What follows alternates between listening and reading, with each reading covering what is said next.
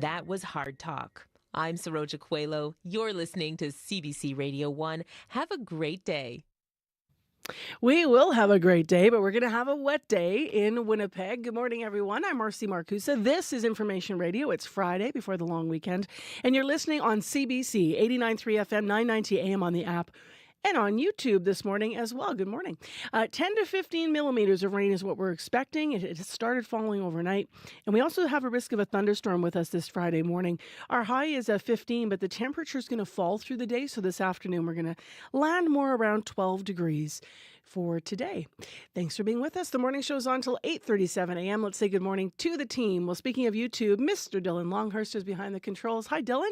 Good morning. Good morning, Corey Funk, who is in directing our Friday show. As always, our show director, Corey, will be on the air talking about the commute.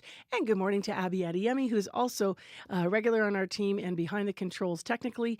Abby, of course, covers weather on the program. Right now, Heather Wells is here from our news center. Good morning. Good morning. Well, the race is on, and we're not talking about the race in the U.S. There will be a lot of talk about what was said in the debate between a former president and a current president. But Manitoba's progressive conservatives have now launched a leadership race to replace Heather Stefanson. Stefanson, of course, resigned after the PCs were defeated by the NDP last October. The party votes April 26th of next year, but today is when nomination forms for the PCs will become available. So we'll hear more about that. Also, he says as a kid, he always wanted to be the best goalie in the world. Well, last night, Winnipeg Jets goalie Connor Hellebuyck was named best goalie in the NHL, winning the Vezina trophy. We'll hear more in our next local news coming up at 6:30. All right. Thank you, Heather. You're welcome. Nice bright spot there for the Winnipeg Jets last night and for Connor Hellebuyck. Well, Heather alluded to it. What was that last night? That's what a lot of analysts are questioning, especially for the Democratic candidate, the president, Joe Biden, last night. We'll hear more analysis of where he just couldn't come up with answers. And it wasn't just rebuttals. In moments, he would just stop in the middle of his sentences, leading a lot of people to question what he was saying and what was going on with him last night at this debate. Also, Donald Trump on stage sharing misinformation and lies, among other things. But his performance seemed to be rated stronger than Joe Biden. So we're going to hear about the implications of the first debate leading into the U.S. election this fall. Let's go there right now. World Report's next. Today on Q. I'm Talia Schlenker sitting in for Tom Power. Sam Smith made their name with devastating songs about love and loss and ended up winning a bunch of Grammys because of it. They joined Tom Power to talk about their new record and why focusing on queer joy is such a radical thing to do. Oh, won't you stay with me? Q. This morning at 10:30 in Newfoundland, and on the CBC Listen app, or wherever you get your podcasts. This is World Report. Good morning, I'm John Northcott. The first U.S. presidential debate is over, and Democrats are trying to do damage control. Vice President Kamala Harris defending her running mate. I got the point about a 1.5-hour debate tonight. The point has to be performance in terms of what a president does. A president who incites an insurrection against the Capitol. Donald Trump refused to say if he would accept the results of the next election. And what most people, though, focusing on? Joe Biden's on-stage verbal blunders. The CBC's Richard Madden watched it all in Washington. Richard, take us through the key moments. Yeah, well, in this first rematch between the current president and the former one, Joe Biden gave Democrats reason to panic as he played into his biggest vulnerabilities. He stumbled right from the start. His voice was raspy. He looked frail. And at times, he appeared to lose his train of thought, making statements that made no sense. Eligible for what I've been able to do with the with the COVID, with dealing with everything we have to do with, look, if we finally beat Medicare. Now, former President Donald Trump stumbled at times as well, spreading falsehoods and deflected any responsibility to those deadly riots on January 6th. On January 6th, we had a great border. Nobody coming through, very few. On January 6th, we were energy independent. In the end, Democrats hoped a strong performance from Biden would put concerns about his age and vitality to rest. But instead, his party is now sounding the alarms, questioning if there's time to replace him at the top of the ticket. Question now, though, Richard, how hard will it be for Biden to come back from this? Now, we're still 4 months out from the election. Anything is possible, but this is not the reset Democrats hope for. Some insiders are saying Biden should step down or coronate his replacement at this summer's convention. Now, these options are slim and time is quickly running out. Richard Madden in Washington. Thanks, Richard. Thanks. North of the border here in Canada, calls to resign aren't slowing down Justin Trudeau. The Prime Minister made his first address to Liberal donors since the party's historic by-election loss in Toronto. He showed no signs of wavering as leader. Rafi Boudjikanian reports. The Honourable Justin Trudeau! Down in the polls, beaten in a by-election in the formerly safe riding of Toronto St. Paul's, the Prime Minister still got a standing ovation from Liberal donors just a stone's throw away in Brampton, Ontario. We have to fight every single day to break through the noise. With a rallying cry about how the future's hardly set in stone for a general election expected next year. Everyone starts that election with 0 votes. But some of this enthusiasm is for the message, not its messenger. Bill Adair is a Liberal donor. He's not too concerned about the by-election loss, but would not tell CBC News if he thinks Justin Trudeau should step down. I have no idea. No idea. And while no sitting MP has publicly called for Trudeau's departure, one of his newest, Sophie Chattel from Pontiac, Quebec, would not openly endorse his staying on either. It's not something that I feel comfortable to share. I think it's discussion that are being done internally. I think ultimately it's his decision, and I respect that. One of Trudeau's former cabinet ministers is less ambiguous. Catherine McKenna, who used to be environment minister, said in a statement released this morning the party should seek a new leader, that Trudeau has a legacy to be proud of, but it's time for new ideas and new energy with too much at stake in the next election. Rafi Boudjikanian, CBC News, Ottawa. Iranians are at the polls today, choosing their new president. The snap election follows the death of Ibrahim Raisi, who died in a helicopter crash in May. With regional wars, the country's crackdown on dissent, and the economy in trouble, the voting comes at a time of growing public frustration. Freelance journalist Nahayat Tazoush is following the story for us. What are we expecting today, Nahayat, given some candidates have already dropped out? So early this morning in Tehran, John's Supreme Leader Ali Khamenei cast his ballot, and the 85-year-old cleric repeated his urge for Iranians to show up and vote, really hoping to showcase the regime's legitimacy with a strong turnout from his core base and supporters. Now, with 2 candidates who already dropped out, there are 4 hand-picked candidates left in the race. Khamenei's choice appears to be Saeed Jalili, a former nuclear negotiator, hardline ideologue known for his anti-U.S. rhetoric. Some observers claim parliamentarian Masoud Pezeshkian, who's really tried to stir up what's left of the so-called reformist faction, could be a contender. It has to be said that elections in Iran are widely believed to be predetermined and have, of course, seen historically low voter turnout over the past years. And if no candidate secures a clear majority today, the top 2 will then proceed to a runoff in July. Now, I had many activists and academics vowing to boycott the election. Is that having an impact? Right. So there have been widespread calls for a boycott of these elections, which really are the first of its kind since the unprecedented nationwide protests in 2022. And with the state's continued brutal crackdown on dissent and the economy in shambles, many Iranians are simply tuning out. Those I've talked to say that really, no matter who's chosen as president, it's the supreme leader who holds power. And the freedoms and human rights the young generation craves would only come with complete regime change. Prominent activists, dissidents, and intellectuals, both in and out of prison, have also declared they won't vote, urging others to boycott what they label a circus and sham elections. Freelance journalist Nahayat Tazoush in Milan. Thanks, Nahayat. Thank you, John. In Israel, there is mixed reaction to Canada's latest round of sanctions aimed at some Israeli settlers. 7 individuals and organizations are on that list. Some members of the Israeli cabinet are condemning the sanctions. Others, though, say it is a good move. The CBC's Margaret Evans has more from Jerusalem. This is Canada's second round of sanctions aimed at violent Israeli settlers and the groups supporting them in the occupied Palestinian territories. It was immediately condemned by far-right nationalist religious members of the Israeli cabinet, who favor annexing Palestinian land and see more Israeli settlements as a way to block the eventual creation of a Palestinian state.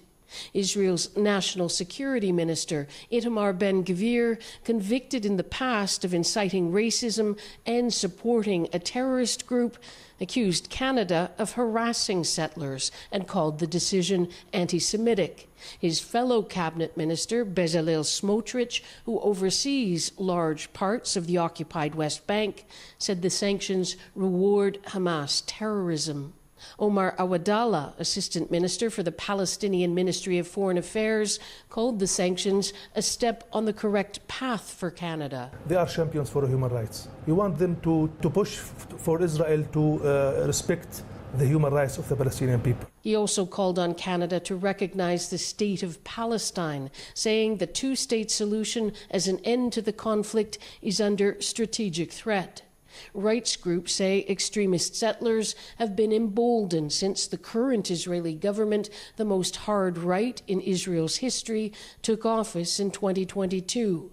Violence exacerbated in the wake of the Hamas attacks on October 7th last year. Margaret Evans, CBC News, Jerusalem. Princess Anne is out of hospital and back home at Gatcombe Park. She suffered a concussion and minor injuries earlier this week after reportedly being injured by a horse, and will be recuperating at home for a while longer and will not return to her public duties until her medical team says it is safe to do so. And finally, if you were at the Stonewall Inn in 1969, you could have heard this on the jukebox.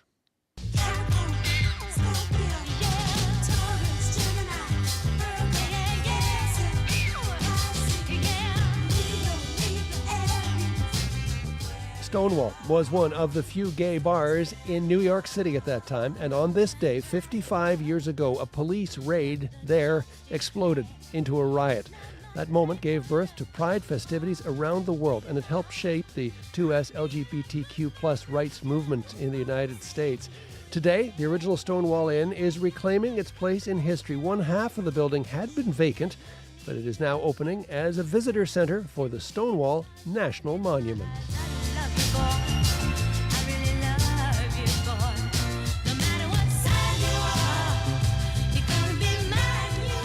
And heading into the last weekend of Pride Month, that is the latest national and international news from World Report.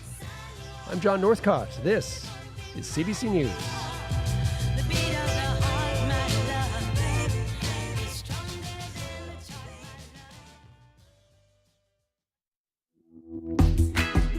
Good morning, Manitoba, and hello, Winnipeg. I'm Marcy Marcusa. This is Information Radio. We are live in downtown Winnipeg and cozy in. We've got a rainy start to our day and more on the way. 15 degrees right now. We'll check with Abby for more on the forecast heading into our long weekend. Well, you've been hearing it already. A lot of people talking about last night's presidential debate. We're going to have more analysis of it this hour about where things go from here. So stay tuned for that. Also this hour on the program, we're going to visit some of the more details that we learned yesterday about what happened in Transcona. We're going to hear from some neighbors and police about that home that exploded this week there. And so I know that one of the things that they were saying on scene yesterday was that this will be months of investigation trying to collect all of the debris and see what exactly happened. In addition, this hour on the program, the fight to prevent spam phone calls from getting through. Artificial intelligence could be actually used as a sword and a shield. And we're going to find out more about that at 6:40. Heather Wells is here now with our news headlines. Good morning. Good morning. Well, a librarian in rural Manitoba is being recognized for taking a stand against censorship. Kathy Ching works in Winkler, the director of the South Central Regional Library there. She's been named the first ever recipient of the Human Rights Book Award by the Manitoba Library Association. her library system was targeted for defunding last year by a group that wanted certain children's sex ed books pulled off the shelf. So we'll hear from her coming up. As well, a Brandon boy is beating the odds and giving back. Gordy White was diagnosed with brain cancer when he was just 4. His parents, Ryan and Sarah, say more than 2 years later, he's not just surviving, he is thriving. And their family raised money for Cancer Care Manitoba, presented a check yesterday. We'll hear all about it in our next local news at 6:30. All right, thank you, Heather. You're welcome. It is 12 minutes after 6 a.m., and Abby Adeyemi is here to cover the forecast. Good morning, Abby. Good morning. How are you doing today? I'm well. I don't have any idea when this rain started. I knew it was coming. I kept looking out the window last night. I went to bed, I guess, 9:30ish, and I didn't see it yet. I can tell you it started, because I was out and about at that time, it started around 11:20. Okay. It started speeding around 11:20, and then it builds into what we saw this morning. So it's pretty steady rain out there. It's not heavy yet, but it's steady, but it's going to continue through the day. Yes, and, I saw some people lining up at the car wash yesterday. I'm like, nobody, this is not a good idea. Don't do it. Don't do Save it. your money. Save your money. You should have just had nature do the washing for you, but you had to go down that route. And that's what we're going to get today. Right now it's raining. We're seeing the southern part of the province is seeing lots of rain. And guess what, Marcy? The north is seeing sunshine at the moment. Though the temperatures are kind of cool, but they're enjoying some sunshine. 15 in Winnipeg at the moment. We're going to see periods of rain, which are expected to stay with us till late this afternoon, then gradually giving way to cloudy skies. Now, coming with this rain, we're seeing there's a risk of thunderstorms sometime this morning. And with the anticipated rainfall, we're going to see about 10 to 15 millimeters once this is gone. The winds are going to be breezy, shifting northeast this morning, and the temperature, we are already at a high for the day, which is 15, and anything from here we will just start to drop to about 12 by the afternoon period. Typically highs for this time of the year is supposed to be 25, but 15 we are at the high right now, and then we're going to drop to 12 tonight. It's going to be cloudy. There's going to be more chance of rain in the forecast till after the midnight period, and then it's going to be light into tomorrow morning. Winnipeg, 15 degrees. We're already at the high for the day, and we're just going to drop to 12 degrees. That's not a good sign when it's 6:15 and you're at the high for the day. Yeah. All right, thanks, Abby. You're welcome. Corey Funk, what do you know about traffic? I did the thing today where I just woke up and just got dressed assuming it's late June, it's going to be warm, so I put on shorts. And then I actually didn't even realize it was raining outside, so I walked outside and I had to turn around. It was a whole thing. Yeah. So, yeah, it's I've been there. I did it earlier this week. I'm like, it's a sundress day. Oh, wait, no, it's not. Yeah, not the nicest, but not the nicest bike ride this morning. So pretty wet there out there on the roads this morning, but otherwise fairly clear. A reminder that today is supposed to be the last day, at least according to the city's website, of the Louise Bridge being closed. It's not open yet, so we'll have to keep an eye out to see if it's open after the weekend or even by tomorrow. But right now, it's still, at least according to the city's website, it is still closed, so heads up with that. But if you do see something else going on out there, if you're walking, biking, driving, you see something, give me a call on the CBC commuter line. That number 204-788-3093.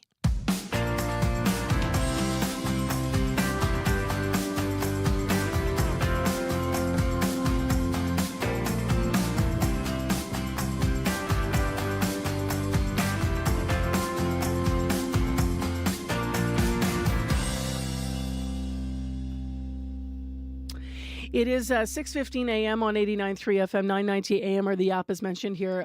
Let's take you to Transcona now. Investigators are still trying to determine what caused a home explosion on Wednesday in Winnipeg. The blast destroyed at least one home. It significantly damaged others. This was Wednesday morning, probably around 11:20. Camrose Bay was the location. It's just off Coldstream Avenue in Transcona. Now, Bryn, Marianne, and Ray LaRiviere live next door, but their home was also seriously damaged. So the family was left shaken, but grateful that no one was badly hurt. And this week we're continuing to explore what happened there through the eyes of different people on scene. So they spoke yesterday with CBC's Gavin Axelrod. Well, how do you put it in words? I mean, I come home 1 a.m. to no home. I don't even know what to say. Besides, everybody's just been so good to us already. But I don't really know what to say. I'll be very honest. I think we're just in shock still. Like, I think we're still just processing all the feelings, and it's just really hard to take in, especially when you know they're telling us we don't know who's inside, or if they grabbed our pet, or if my brothers were home. It was really scary.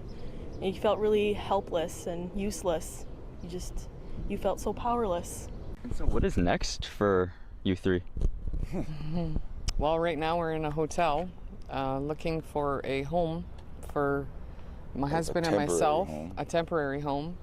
But we do have a friend that's kind of helping us. Yeah, we have 3 children at home still. Not children, they're in their 20s, but they're living with us. And hopefully that will happen this weekend. And just like, how grateful are the three of you to have each other today and be in good health after something like this happens right, I guess, on your doorstep? Very grateful. Yeah, I'm just grateful nobody was home. Yeah, yes. I'm extremely grateful for my neighbors. Without our neighbors, we probably wouldn't have a dog today. He went in and grabbed our dog, and he's Curtis. Not a small dog. He's 95 pounds. He's a big boy, and he was scared, and he just picked him up and just took him out. He saved him. He saved his life. I'm so grateful for everyone around us. Marianne Ray and their daughter Bryn LaRiviere, their home is now unlivable after an explosion Wednesday in their Transcona neighborhood. Meantime, Winnipeg police held a press conference yesterday about the details they can share so far. Constable Jason Mikulishin updated residents on the investigation into the blast. On June 26th at approximately 11:20 a.m., emergency personnel from the Winnipeg Fire Paramedic Service and the Winnipeg Police Service responded to a catastrophic fire event involving a residence in the 100 block of Camrose Bay. General Patrol members from our East District Station responded immediately and managed the scene, ensuring public safety and allowing WFPS crews to fight the fire. Upon arrival, it was determined that a residence had exploded, leaving only parts of the foundation intact. Debris has been located throughout the neighborhood, and nearby homes have sustained various property damage. Investigators have identified and safely located the occupants of the home. At this time, no serious injuries have been reported. The cause of the explosion remains under investigation by the WPS Major Crimes Unit in collaboration with the WFPS Fire Investigations Branch, the Bomb Unit, and the Forensic Identification Section. So again, obviously, we're 24 hours into this investigation, very, very early stages. As you can see behind me, a catastrophic explosion to a residence occurred yesterday.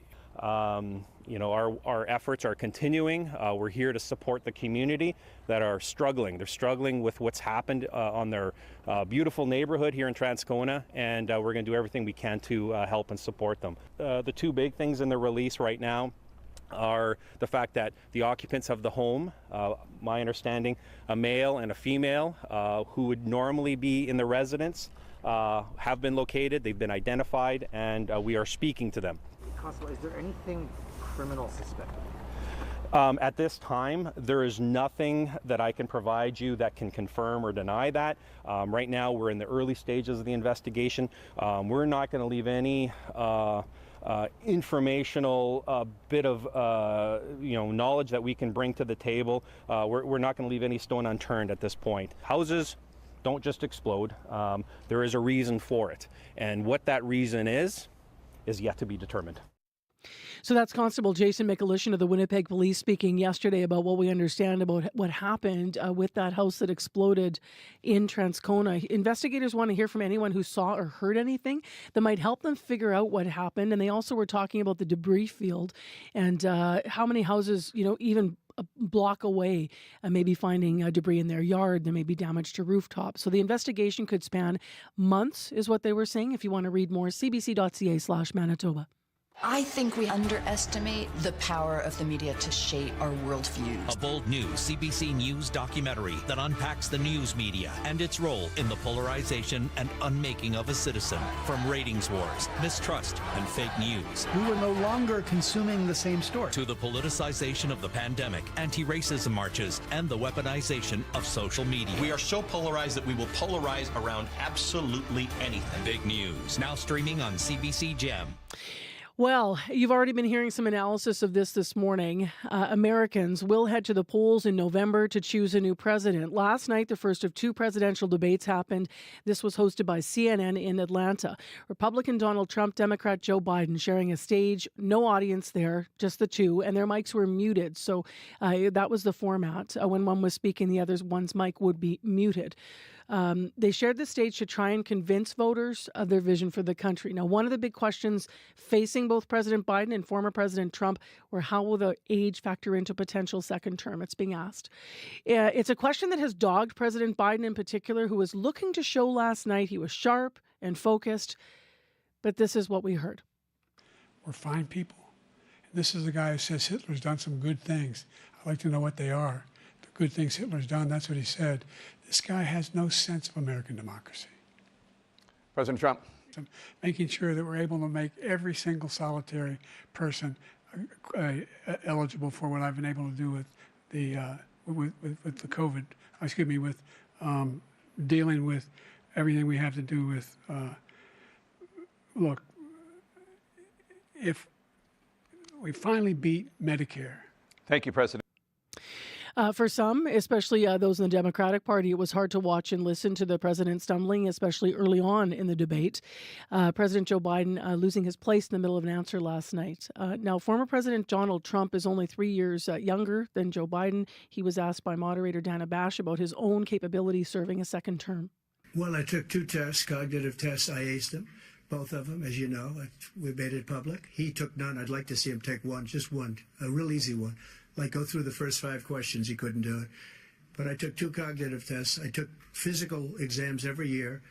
And, you know, we knock on wood wherever we may have wood, that I'm in very good health. I just won 2 club championships, not even senior, 2 regular club championships. To do that, you have to be quite smart, and you have to be able to hit the ball a long way.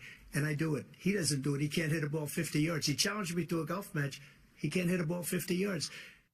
So there we are in this critical time in the world. We were hearing about golf and handicaps last night on the golf course. That's former President Donald Trump there answering a question from CNN moderator Dana Bash.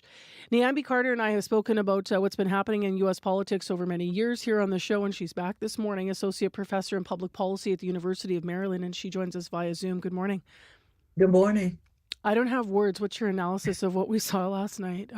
I mean, same. I think last night was just a disaster. And a disaster in the sense that no one had a good showing. I mean, I know the bar was low for both of them, but I don't even think they met that. Joe just had to look like, President Biden, had to just look like he was in the game. And Donald Trump had to sound, I think, reasonably intelligent and substantive, and I think he failed on that. It was just not good showing for either. What's the discussion among, first of all, Democrats this morning about what the fallout from this might be? Yeah, I mean, I've heard people say that there needs to be an immediate kind of revisiting of Joe Biden's continued candidacy, that perhaps there needs to be an open convention where they select another person at that point. Some even suggesting that Joe Biden himself stepped down from the race. So, I mean, it seems to be running the gamut. I mean, and then there are others who say, well, there's another bite at the apple in September, so maybe it's not so bad. What is the analysis from the party about why he wasn't more sharp last night? A lot of people watched the State of the Union earlier this year and thought, okay.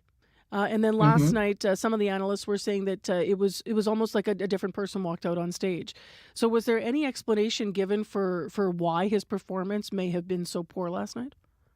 Yeah, folks were saying that he was unwell, that he had a cold, which is why he sounded so hoarse and may have seemed a little out of it. Because it did take him a minute to get warmed up. About halfway through, he kind of was himself, but I think it was a little bit too late. But they said it was a cold. I don't know. He's also 81. I mean, people get tired. Let's talk about former President Donald Trump then, Niambi. What last night is the analysis? What's the analysis this morning of his performance last night? I mean, I think by all accounts, people are saying he won on style, but in terms of substance, there was no substance. He couldn't even talk about what he did as president he couldn't give you policy specifics. He was asked about what he would do to address immigration. He said he was going to do a mass deportation, but there were no details there. I mean, he does what he normally does. He speaks in hyperbole. He lies with authority, right? I mean, he said, great people on both sides never happened. He never said that in Charlottesville. The insurrectionists had their lives upturned. So he didn't even really renounce January 6th. And I thought that was a softball. So, I mean, Donald Trump was his usual self, deflecting and lying. How big of a problem is it that there were lies throughout the debate last night, and blatant moments of lies? And I mean, he repeatedly talked about how things were fabricated, that he never said this. He went back years to things that were stated that, that were on record that he'd said.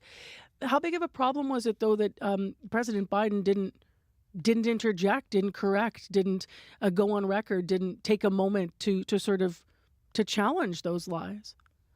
Well, he did on abortion and in a few other places, like the stuff he said about the losers, talking about World War I memorial and that kind of thing. But I really think, part of that is Biden's responsibility, but it was really the moderator's responsibility. I don't understand the point of putting all this stuff into play, taking the audience away and doing all of that, and then not having a fact checker or a live fact check. We know Donald Trump lies. He's, I think, on record as being the president who's told the most lies in his presidency, yet there's no fact checker. So all of the things that they did to try to make this a more staid affair, a more serious affair, and no fact check is just not fair. So I don't think it was on Biden to push back, but he did, at least at different points,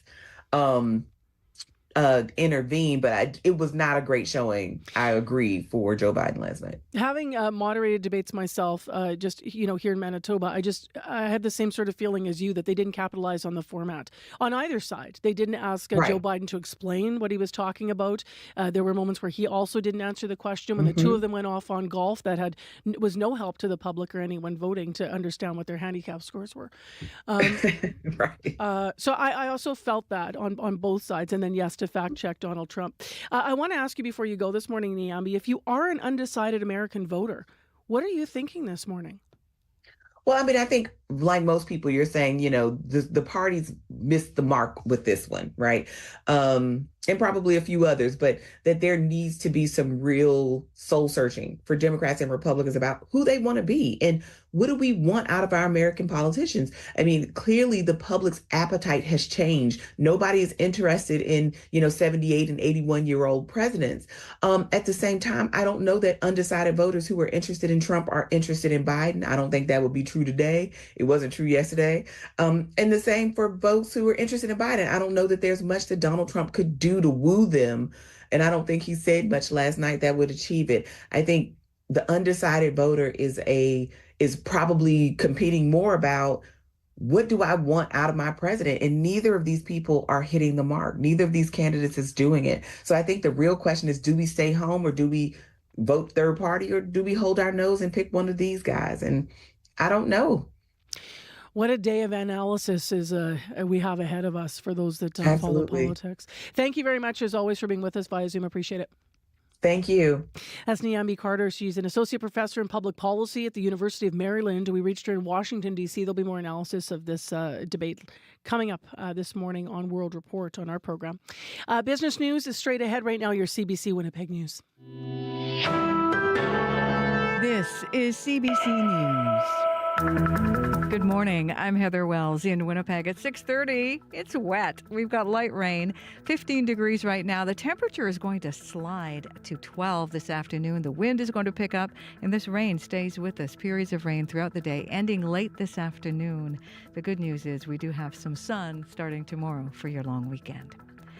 Dozens of people gathered last night bringing flowers and lighting candles to remember Norma Jean Sumner. The 29-year-old was found with serious injuries on Balmoral early Sunday morning. She later died in hospital. Norma Jean Sumner was originally from Dauphin River First Nation. The community's chief, Lawrence Latander, was at the vigil last night. He says Sumner always kept in touch with family and friends. The day before that, people were telling me that they had just seen her. She was happy. She was smiling. And then this happened. People at last night's vigil held white balloons with messages to Sumner, and Sumner's partner, Megan Edney, says she will never meet anyone like her again. A rural Manitoban librarian has been honored for her fight against censorship. Kathy Ching of the South Central Regional Library in Winkler is the recipient of the first ever Human Rights Book Award. It's meant to recognize people who uphold intellectual freedom while fostering inclusive and diverse spaces in Manitoba libraries. Kirsten Werman is the program coordinator with the Manitoba Library Association. She says Ching earned multiple nominations for the award thanks to the South Central's successful opposition to a group wanting certain children's sex ed books to be pulled from the shelves. Werman says rural libraries don't always have the support they need to win such battles. They're dealing with a lot of issues on their own, and they're doing it in just really a wonderful, passionate way that really upholds librarianship values, and we wanted to recognize that and celebrate that. Ching credits South Central's strong board and well-educated staff for helping fend off the censorship campaign. Well, to the U.S. now, and the first presidential debate in the U.S. election cycle turned into a bitter showdown between Joe Biden and Donald Trump. The debate, hosted by CNN in Atlanta, veered into personal attacks with both candidates slamming each other's time in the Oval Office. This guy has no sense of American democracy. Incumbent President Biden criticizing Trump's conduct during the January 6th riots and pulled focus to the former president's fraud conviction, but his often halting, stumbling answers lay in contrast to Trump's fiery retorts, many of which included baseless claims.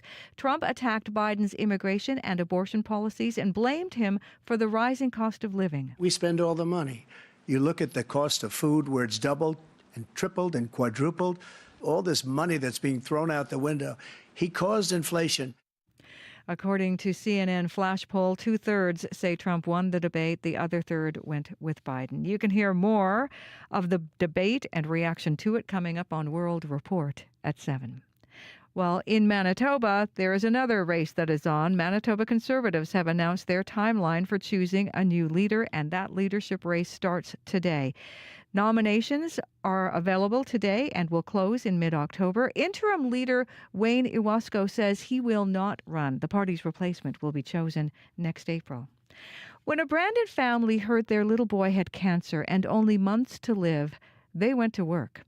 Gordy White was diagnosed with brain cancer when he was just 4. More than 2 years later, his mom, Sarah, says Gordy isn't just surviving, he's thriving and helping others. The family is raising money for research and treatment for this rare cancer called DIPG. He's on a clinical trial right now, and that's in the States, and we have to fly there to get it to him, and so that's why we're trying to keep the money in Manitoba so that we can do something here in Canada. Yesterday, the family presented Cancer Care Manitoba with a check for more than $14,000. The funds are going to Gordy's doctor and his research into the disease. The Whites say they hope this money can help other children. Well, he is the best goalie in the NHL. Winnipeg Jets netminder Connor Hellebuyck has won the Vezina Trophy at the NHL Awards. Growing up, my whole goal was to be the best in the world, so this is a stepping stone for it, and that's not something that's just given or awarded. It's earned every single day, so for me it feels like I'm doing something right. Hellebuyck won 37 games this season and was among the league leaders with a 2.39 goals against average and a .921 save percentage. This is the second time Connor Hellebuyck has won the Vezina Award. You can find more news updated throughout the day. All you have to do is head to cbc.ca/Manitoba. Thanks, Heather Wells. You're welcome. From our news department, that is Heather Wells. Now, we just had a YouTube shot up, actually, and if it's probably going to come back up during our weather, and I can't help noticing, look at that. I'm looking at the rain, the lens on the camera that shoots from the top of our CBC building. Wow. It is raining out there pretty steadily now. That's going to continue for the day. People have their lights on. We become so used to this time of day, Abby, it being bright outside, but people need their car lights this morning. You need your car lights, and you also need safe stopping distance because it might be slippery. Yes, that rain we're talking about, it's going to be on and off. That's what the southern part of the province we're seeing at the moment. And it looks like most regions in the south are like 15s and 16s at the moment. Winnipeg at 15 degrees still. we're going to see this period of rain off and on till the late afternoon period. Then we'll see some transition to cloudy conditions. Now, there's a chance of thunderstorms also coming with this. We're going to see a total of 10 to 15 millimeters of rain. Winds are going to be breezy, shifting northeast this morning, and temperatures are going to be peaking at 15, which we are at already, but it will drop down to 12 by the afternoon period. Heading west to Brandon, 15 also with rain. Periods of rain will continue until near noon. Then we should expect cloudy skies. A risk of thunderstorm to go with that this morning. Amount, you see 5 to 10 millimeters. Winds will be breezy from the northeast, and the highs would get to 15 also, but the temperatures will be falling to 11 this afternoon. Thompson is currently at 4 degrees and sunny at the moment. We're expecting this sunny day to make the temperatures get to 17. Churchill, also sunny conditions at the moment. It's going to be, it's currently 2 degrees. Then we will see a mix of sun and clouds later. Some foggy conditions reported earlier, but that should be tapering off. We're looking at highs of 18. Dauphin is at 14 degrees. Gimli 16. Steinbach 14. Morris, it is currently raining there also. 16 degrees for the Pembina Valley region. Expect this period of rain to be ending late in the afternoon. Then it will be cloudy. You are at 16. You'll be dropping to 12. All right, thanks, Abby. Everybody's just going to drop. I don't know if any of us should thank you for this, but it is what it is. It is. It gets better, as you said, though, through the weekend after we get through today and a bit of tomorrow.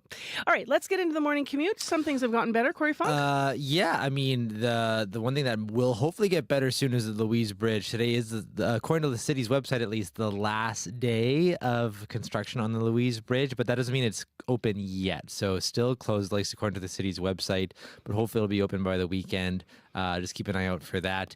Other than that, things are running fairly smoothly, except for, the wet roads and all that. So let me know if you're seeing any big puddles or something like that people need to know about.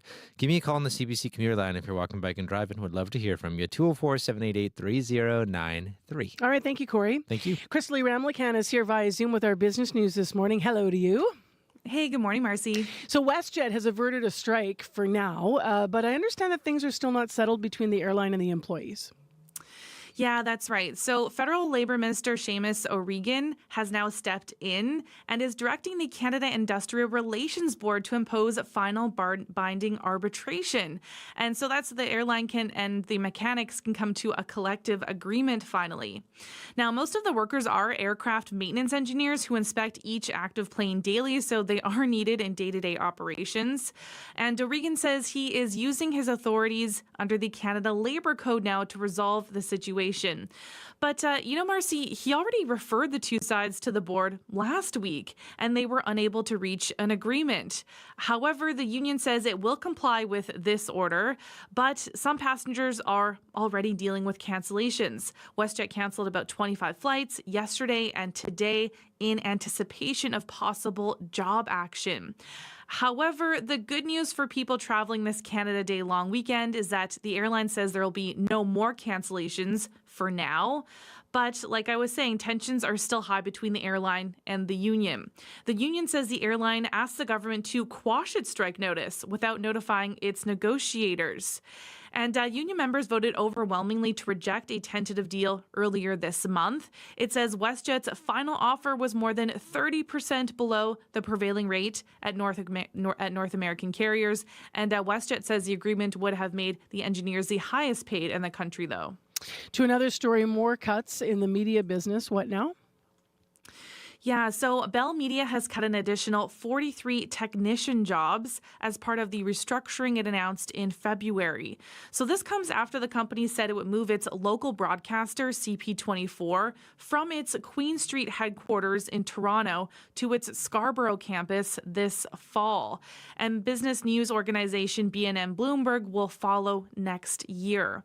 So the company says it will provide training, offer voluntary severance packages, and eliminate vacant positions wherever possible to try to mitigate the impact. But the union says it is concerned and outraged that Bell Media is making another restructuring announcement after a round of layoffs earlier this year that saw Bell's parent company cut 4,800 jobs and sell off 45 of its 103 radio stations. The union says this is another blow to journalism and a step towards bigger news deserts across the country. And Unifor says the cuts affect several areas of production, including editors, graphic artists, and audio and visual and engineering technicians. Let's go to markets next, actually. What are you seeing in the numbers, Crystal? In Europe, stocks are slightly higher as investors look ahead to key inflation data from the Eurozone and U.S. Germany and the U.K. are both up. France is down. In Asia, markets are climbing with upbeat economic data from Japan. So Japan, Shanghai, and Hong Kong are all up. Oil is up 59 cents to 82.33 U.S. per barrel. Gold is up 8.81 to $2,336.55 U.S. per ounce. And the dollar is up 0.05 of a cent to 73.04 cents U.S. Happy Canada Day, Crystal Ramlakan. Thanks so much, Marcy. It's actually my birthday as well. Oh, well, happy birthday to you then. Enjoy it, and we'll talk to you next week. All right. Thanks, Marcy. Via Zoom. That is Crystal Ramlakan. She joins us every morning here on Information Radio with business news. Are you ready to share your music with the world? CBC Music Searchlight contest is on, looking for Canada's next breakthrough musical act. This could be your time to shine. Enter an original song for a chance to launch your music career and win some great prizes, including an industry showcase, a distribution deal, and musical instruments. Get ready to take it to the next level. CBC Music Searchlight 2024. Enter now at cbc.ca/searchlight. Light rain falling in downtown Winnipeg and across a lot of the city this morning. Our temperature is 15. It's going to fall to about 12. Gusty winds this afternoon. So we are expecting 10 to 15 millimeters of rain in this forecast. And the rain to continue, well, a pretty good chance, 70% chance it's going to continue for us tonight. And then into tomorrow, we do see that it will be mainly sunny and a high of 18 to start your long weekend. Sunny on Sunday as well. And right now, they're forecasting still rain for Monday. Well, Doctors Manitoba has released a report. They released it yesterday detailing results of an annual physician survey. The advocacy group says the number of physicians in Manitoba is still hundreds short of the national per capita average. But what is maybe more concerning is the province risks losing more doctors. That's what this report cites. Doctors Manitoba expects 1/5 of its physicians will either relocate or retire in the next 3 years. Dr. Jose Francois is a family physician. He was named Doctors Manitoba's 2024 Physician of the Year for his work on improving physician recruitment and retention. So he's a perfect guest to talk about this. Good morning. Good morning, Marcy. So, just given what you have, worked on, and hearing this, the challenges with retention, what are the key reasons that physicians leave Manitoba or don't want to practice here? Yeah, I think looking at the Doctors Manitoba report, it's full of very useful information to folks that work in the recruitment area. It really provides an insight into what is driving some physicians in terms of why people leave the province. A long list of things, right? So, some of that is reasons they're relocating for family reasons. They may be relocating because they're not satisfied with certain aspects of practice in the province, or they feel that another province has a better deal for them. So the host of things are outlined here.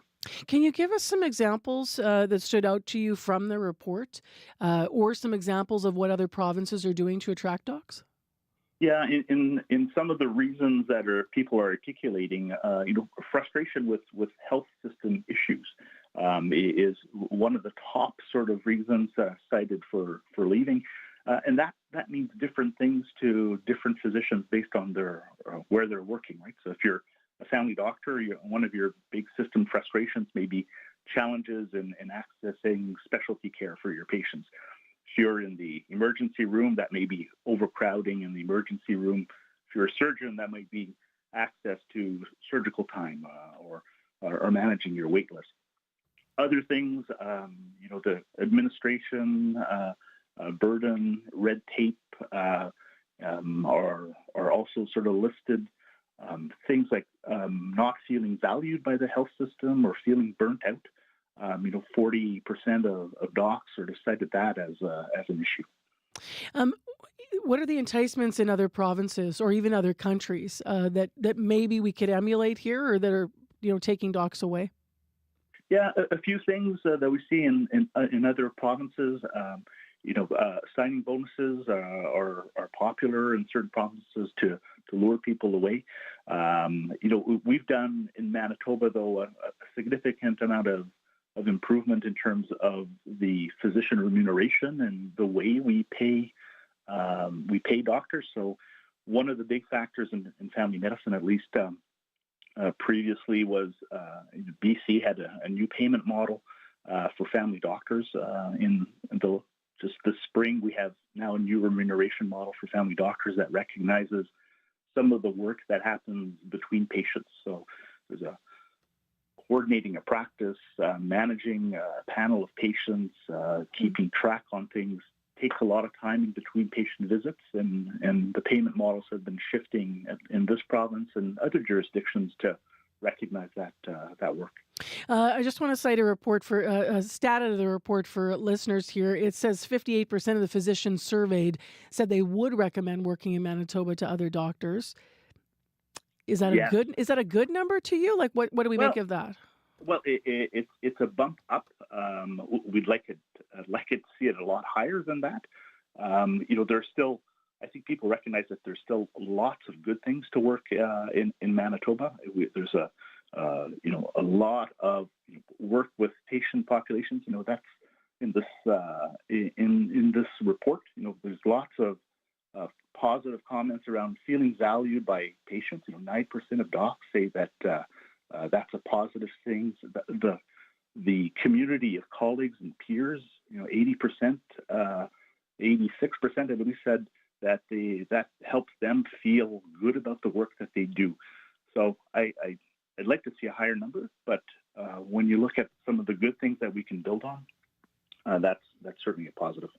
I'm going to ask you a question that is always contentious because it has to do with privatization of parts of our service. But you mentioned that some doctors may feel frustrated because the way the system works, and if they're putting their patients forward for more specialty services, and then either they're not available or the waits are astronomically long, and those challenges.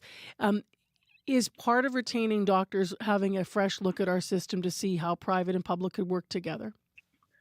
Well, we have large segments of our care delivery system that are in a sense, managed by private entities. So doctors' offices are in community, are in a sense privately managed but funded by the health system. I think a completely sort of two-tier system creates problems. There are other systems around the world that have two tiers, and especially if there's differences in pay rates, one suffers, the public system suffers. But I think within our own system, there's a pile of improvement that we can do to improve the care we deliver. And it's not always about more physician numbers. Part of the solution is changing the way we practice. So we're seeing a lot more team-based care. So part of the strategy to deal with some of these issues isn't just increasing physicians. It's a very important component, but it's also sort of moving our care models to include other health professionals to share the load of managing patients, especially those that have chronic disease or aging or other issues. Making that team-based approach, as you said, of using the people that are already working in the system in a different way together. We'll have to leave it there this morning. We hope you want to come back on the program. It's been my pleasure having you with us on CBC. It's a pleasure. That's thank you. Dr. Jose Francois up with us early this morning and weighing in, family physician practicing here in Winnipeg. Please have a look on our website to read more about that report that came out yesterday. Doctors Manitoba detailing results of their annual physician survey and raising concerns about people leaving Manitoba. This Canada Day, join us for all-day coverage, starting at 7:30 Eastern, as Newfoundland and Labrador's unknown soldier is laid to rest. Hosted by Heather Hiscox, live in St. John's. Then, at 11:30, a CBC News special, Canada Day 2024. And at 8, a special concert event, Feel the Rhythm. Don't miss all the Canada Day coverage, live on CBC. Stream free on CBC Gem.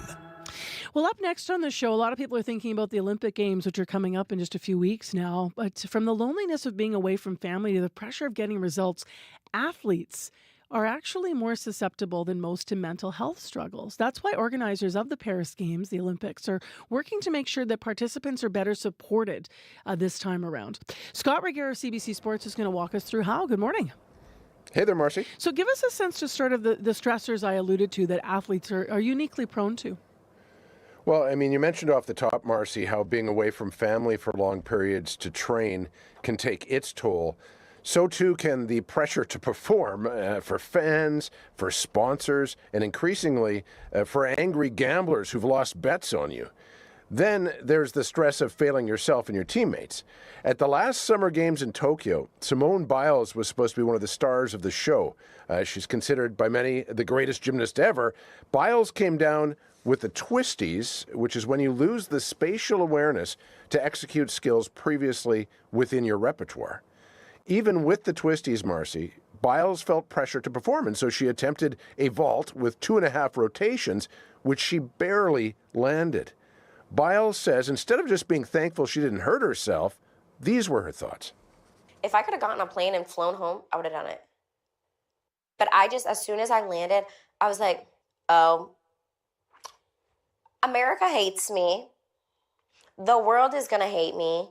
And I can only see what they're saying on Twitter right now. That was my first thought. I was like, what are they going to say about me? Because usually if you go to the Olympics and you flop or whatever it is, everybody on their couch eating those little chips. I thought I was going to be banned from America. As it turns out, Marcy, Biles couldn't have been further from the truth. Her bravery showed the world the importance of prioritizing oneself, even when it means walking away from your biggest dream. U.S. First Lady Michelle Obama and actress Kerry Washington were among those to laud Biles' decision. And indeed, the ramped-up focus on mental health we're going to see at the Paris Games is something Simone Biles deserves a lot of credit for. What do you mean by ramped up? What are we going to see in terms of initiatives?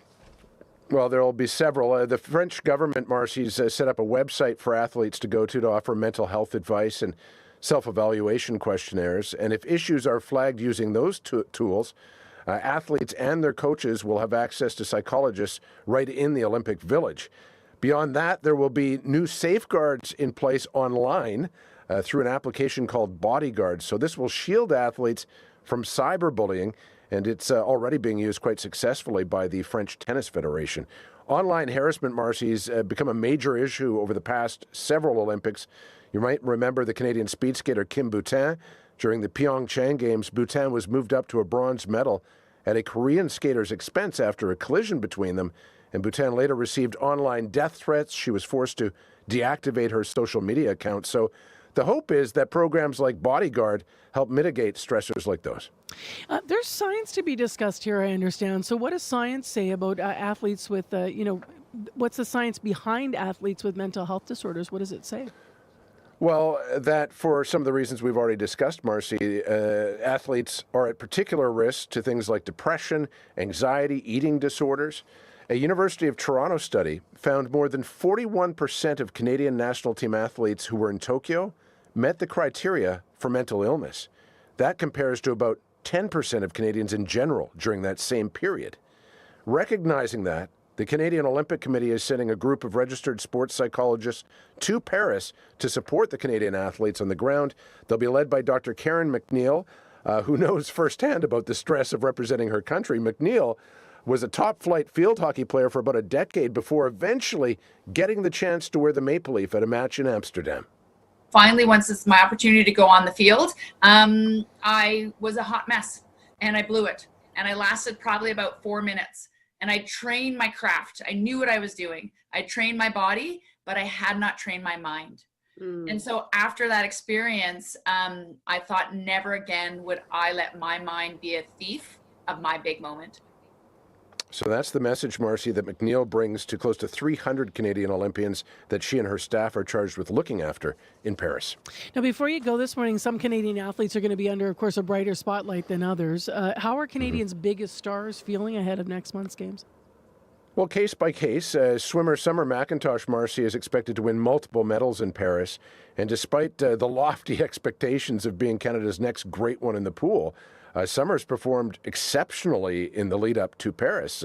Having a mother, Jill Horsted, who's a former Olympic swimmer, doesn't hurt, I should say. It helps.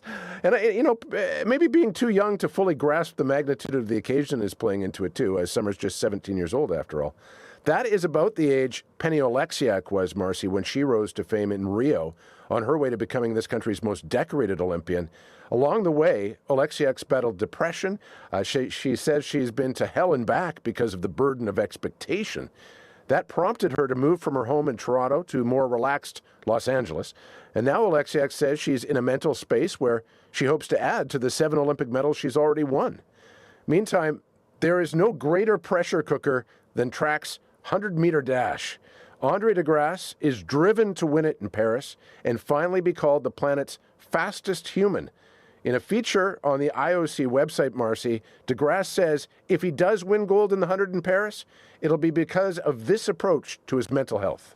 For me, I just try to tell myself at the end of the day, I'm having fun. I'm here to just enjoy the moment, represent my country to the best of my ability, and try not to put no extra pressure on myself. So that's kind of the most important value I kind of just try to teach all the other kids coming up, that don't take it too seriously. There are words to live by there. And hopefully, with more awareness than ever around mental health at the Olympics, Marcy, words more athletes will live by. More people should live by. More people, right. Well put. Take care, Scott. Thank you. Happy Canada Day. We'll talk to you in the weeks ahead. Enjoy the weekend.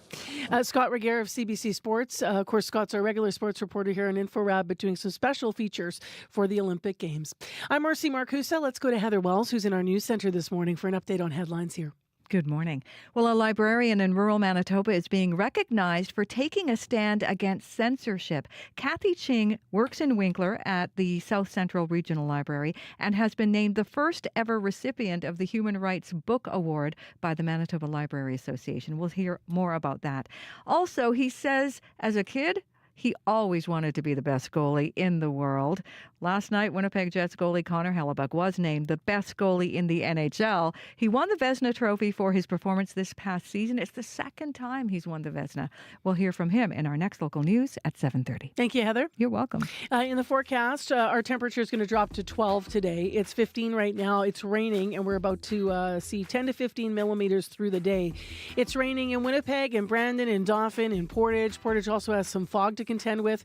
If that's an issue on your morning commute, give us a call, 788-3093.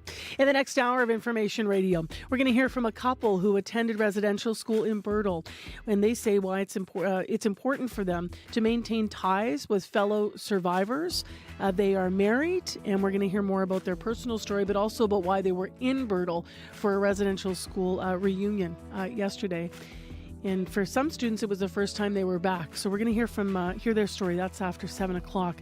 In addition, the next hour of the show, a comic book shares the story of a secret handshake treaty between Mennonite and Ojibwe peoples. More on that coming up at 7:40. And then at 10 to 8, we continue our series of discussions this week about youth unemployment. It's high, but why? This hour on the show, we're going to talk to someone who helps get young people ready for the workforce for some insight. Stay with us. We'll get insight into last night's U.S. presidential debate coming up on World Report. It's 1 minute to 7.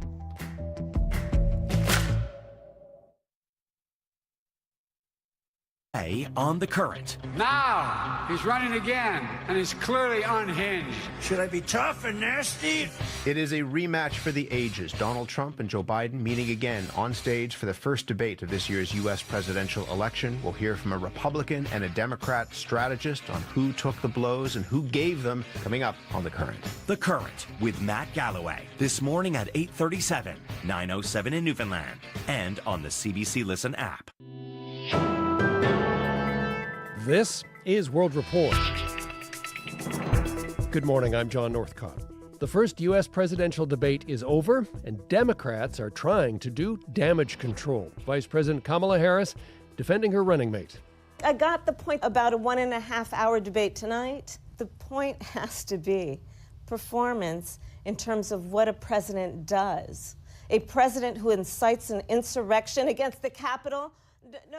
Donald Trump refused to say he would accept the results of the next election, but what most people are focusing on are Joe Biden's on-stage verbal blunders. The CBC's Richard Madden watched it all in Washington. Richard, take us through the key moments. Yeah, well, in this first rematch between the current president and the former one, Joe Biden gave Democrats reason to panic as he played into his biggest vulnerabilities. He stumbled right from the start. His voice was raspy, and he looked frail. At times, he appeared to lose his train of thought with rambling statements that made no sense. Eligible for what I've been able to do with the with the COVID. With dealing with everything we have to do with. Look, if we finally beat Medicare. In the split screen, Biden often looked dazed and struggled to hit back when his challenger, former President Donald Trump, attacked him, spread falsehoods, and deflected any responsibility for those deadly riots on January 6th. On January 6th, we had a great border. Nobody coming through, very few. On January 6th, we were energy independent. But after 90 long minutes, Democrats hoped a strong performance from Biden would put concerns about his age and vitality to rest. But instead, his party is now sounding the alarms, questioning if there's time to replace him at the top of the ticket. So, the question now, Richard, how hard might it be for Biden to come back from this? Yeah, well, we're 4 months out from the election. Anything is possible, but this is not the reset Democrats hoped for. Some insiders are calling for Biden to step down or replace him at this summer's convention. But the question is, who's out there and is there time to pull it off? Democrats worry this is not a good scenario with November fast approaching. Richard Madden in Washington. Thanks, Richard. Thanks. North of the border here in Canada, there are more calls for Justin Trudeau to step down, including this morning from a former cabinet minister. The Prime Minister made his first address to Liberal donors since the party's historic by-election loss in Toronto, and yet he showed no signs of wavering as leader. Rafi Boudjikanian reports. The Honourable Justin Trudeau! Down in the polls, beaten in a by-election in the formerly safe riding of Toronto St. Paul's, the Prime Minister still got a standing ovation from Liberal donors just a stone's throw away in Brampton, Ontario. We have to fight every single day to break through the noise. With a rallying cry about how the future's hardly set in stone for a general election expected next year. Everyone starts that election with 0 votes. But some of this enthusiasm is for the message, not its messenger. Bill Adair is a Liberal donor. He's not too concerned about the by-election loss, but would not tell CBC News if he thinks Justin Trudeau should step down. I have no idea. No idea. And while no sitting MP has publicly called for Trudeau's departure, one of his newest, Sophie Chattel from Pontiac, Quebec, would not openly endorse his staying on either. It's not something that I feel comfortable to share. I think it's discussion that are being done internally. I think ultimately it's his decision, and I respect that. One of Trudeau's former cabinet ministers is less ambiguous. Catherine McKenna, who used to be environment minister, said in a statement released this morning the party should seek a new leader, that Trudeau has a legacy to be proud of, but it's time for new ideas and new energy with too much at stake in the next election. Rafi Boudjikanian, CBC News, Ottawa. Iranians are voting for a new president today. It comes less than 6 weeks after the death of Ibrahim Raisi in a helicopter crash. Anna Cunningham reports from London. The moment Iran's supreme leader Ayatollah Ali Khamenei cast his vote, elections in the Islamic Republic are tightly controlled. All 4 presidential candidates had to be approved by the influential Guardian Council of Islamic Clerics. But there has been surprise that one presidential hopeful, Masoud Pezeshkian, was allowed to stand. He is a reformist and a former heart surgeon who has called the actions of Iran's morality police, who enforce a strict dress code on women, immoral. What sets his candidacy apart is he has also promised to improve relations with the West and to revive nuclear talks with the hope of ending Western sanctions that have crippled Iran's economy. Iran's Interior Ministry says more than 61,000 people are eligible to vote, but turnout will be key to the legitimacy of this election. Many young Iranians have said they'll boycott it. I won't vote, says one man, because it makes no difference. Another says he will vote because it is a national duty. Since the death of Mahsa Amini 2 years ago in police custody that sparked a widespread revolt, there has been a widening gulf between Iranians and their leaders. A reformist, a parliamentary speaker, a former nuclear negotiator and a cleric are the choices Iranians have today. If none of the candidates get 50% in the first round, this race will head to a runoff next week. Anna Cunningham, CBC News, London. People in Yukon are waiting for answers about the safety of their water. Earlier this week, there was a landslide at the largest gold mine in the territory. Now, there is major concern about cyanide contamination in the community's water. Lindsay Duncombe reports. It's a big slip with a lot of materials come down the slide. UBC mining professor John Steen points at a picture of Yukon's Eagle mine. He's looking at the aftermath of a landslide. Neat paths lining the open pit structure are collapsed, and he spots pools of liquid. So we know that there's been a solution that's been leaked. That liquid, likely cyanide solution, used to extract gold from crushed ore. It's a process known as heap leaching. The extraction happens on an open plastic surface. On Monday, Victoria Gold, the company that owns Eagle Mine, says the landslide caused some damage to infrastructure and a portion of the failure left containment, but didn't specify how much. And that worries nearby towns and First Nations. Yukon's premier said results from water testing should be available next week, and work is being done to keep people safe. 500 people work at the mine. They've all been sent home for at least 13 weeks. Lindsay Duncombe, CBC News, Whitehorse. Plastics producers and the federal government are back in court this week. Ottawa is trying to list all plastic items as toxic. But in November, a lower court ruled that it was unreasonable and unconstitutional. Now the government is appealing that ruling. David Thurton reports. We're finding plastic particulates in our brain tissue, in our blood cells, in pretty much every part of the human body. Environment Minister Stephen Guilbeault says the government is not giving up fighting plastic pollution. I respectfully disagree with the ruling of the federal court judge, which is why we're appealing, and we're very confident the federal court will come to a different conclusion. This appeal comes after a lower court dealt a legal blow to the government. It found Ottawa's decision to list all plastic items as toxic is too broad. The court also found the production and disposal of plastics are a provincial responsibility. Lawyers for the government, plastic companies, and environmental groups appeared before the Federal Court of Appeal this week. It's another example of the federal government stepping into provincial jurisdiction. Christine Van Gyn is the litigation director with the Canadian Constitution Foundation. The organization is an intervener. For example, contact lenses was one of the things that was discussed in the court hearing. Children's toys. These things are very different in nature, and they're not in themselves harmful and dangerous. Depending on how the appeal court rules, its decision could overturn the national ban on grocery bags, straws, and other items. The justices said they hope to have a decision as quickly as possible. David Thurton, CBC News, Ottawa. And finally, a piece of rock and roll history is going on the auction block today. Well, it's one for the money, two for the show, three to get ready. Now go, cat, go, but don't you step on my blue suede shoe. A pair of blue suede shoes, which once belonged to Elvis Presley, are expected to fetch more than $200,000. The king of rock and roll apparently got them after recording this very song, Blue Suede Shoes, written by Carl Perkins, and he wore them on and off during performances. In case you're wondering, the shoes are size 10.5. Well, you can do anything but take me over my blue suede shoes. Let's go, cat!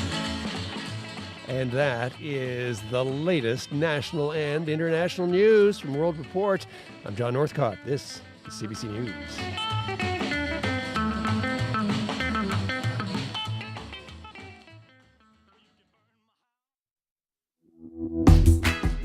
Good morning, Manitoba. Light rain falling in downtown Winnipeg, where it is 15 degrees. I'm Marcy Marcusa with our team at Information Radio. Thanks for being with us on 89.3 FM, 990 AM on the app or YouTube. Lots of ways to find us. This hour on the program, we continue our discussion about youth unemployment this week. We've had a series of interviews. The unemployment rate for young people is high, but there are a lot of young people looking and trying to find jobs. So what is the disconnect? We're going to talk to someone who helps young people get experience about what the workforce is like right now, because there are jobs to be had. So what is that disconnect? Stay tuned. In addition, this hour on Information Radio, a comic book tells a story of a secret handshake treaty between Mennonite and Ojibwe peoples. We'll have more on that at 7:40.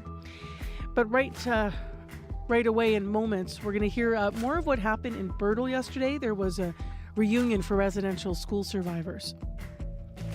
And we're going to meet two of them. They're a couple. They were part of the reunion for those in Birtle, and we'll find out why they wanted to be there and what their feelings were throughout the day as they gathered with others. Right now, let's go to Heather, as mentioned, with our headlines. Good morning. Well, dozens of people gathered last night bringing flowers and laying candles to remember Norma Jean Sumner. The 29-year-old was found with serious injuries on Balmoral early Sunday morning. She later died in hospital. She was originally from Dauphin River First Nation. We're going to hear from some of the people from the community who remembered her last night.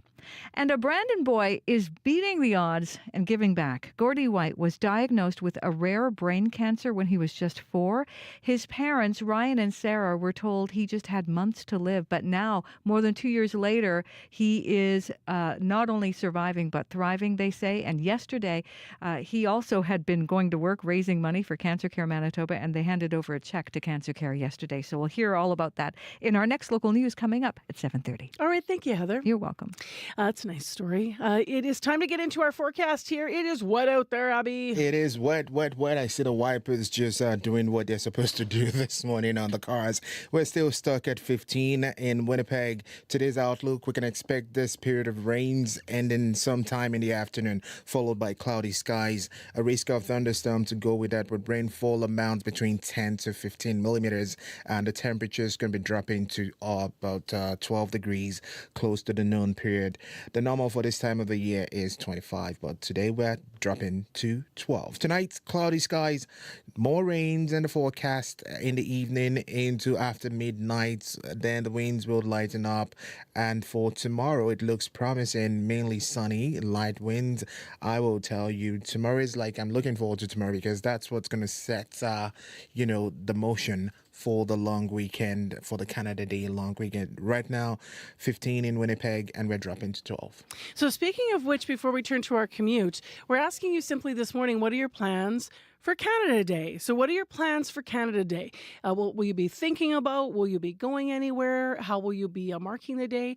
July 1st, Monday, what are your plans for Canada Day? Give us a call, 788-3205. We'd love to get calls on the air. We're not on the air locally on Monday here with our show, so that's why we're asking today.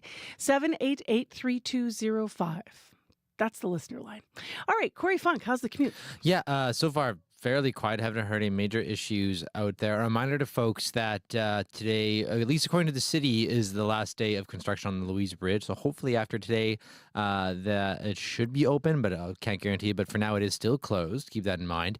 Other than that, things have been pretty wet but clear. But if you see something else going on, if you're walking, biking, and driving, give me a call. I'll let folks know what you're seeing. That number to call, 204-788-3093.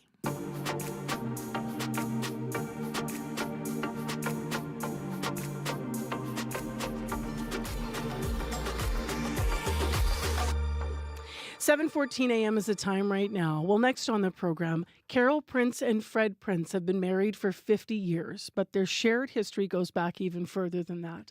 Both of them attended different residential schools before ending up at Birtle Residential School. Yesterday, a reunion was held for them and other survivors of Birtle Residential School as people gathered. CBC's Chelsea Kemp was there covering the day and spoke with Carol and Fred about why it was important for them to attend the reunion, and a warning that some listeners may find parts of this content distressing. Well, he used to come to the school after he left. When I was in Birtle, I was just a 13, 14-year-old. Yeah. He used to work out and he'd come and visit, and I knew who he was, but I never bothered. All the girls used to chase him. Did you know who she was? Not really, no. No, I had no idea who she was. Oh, what was the school like when you were going there? Well, I recall when I first went there, I was 2 months short of my 5th birthday when they threw me in there. Yeah, very bad memories. As the years went by, it was hell for me and any other little guy. Yeah. My mother went to Brandon also when my husband was there as a 4-year-old, 5-year-old. Yeah. And the girls used to look after him. So it was the girls who used to look after the little guys. But he remembers my mother. Mm-hmm.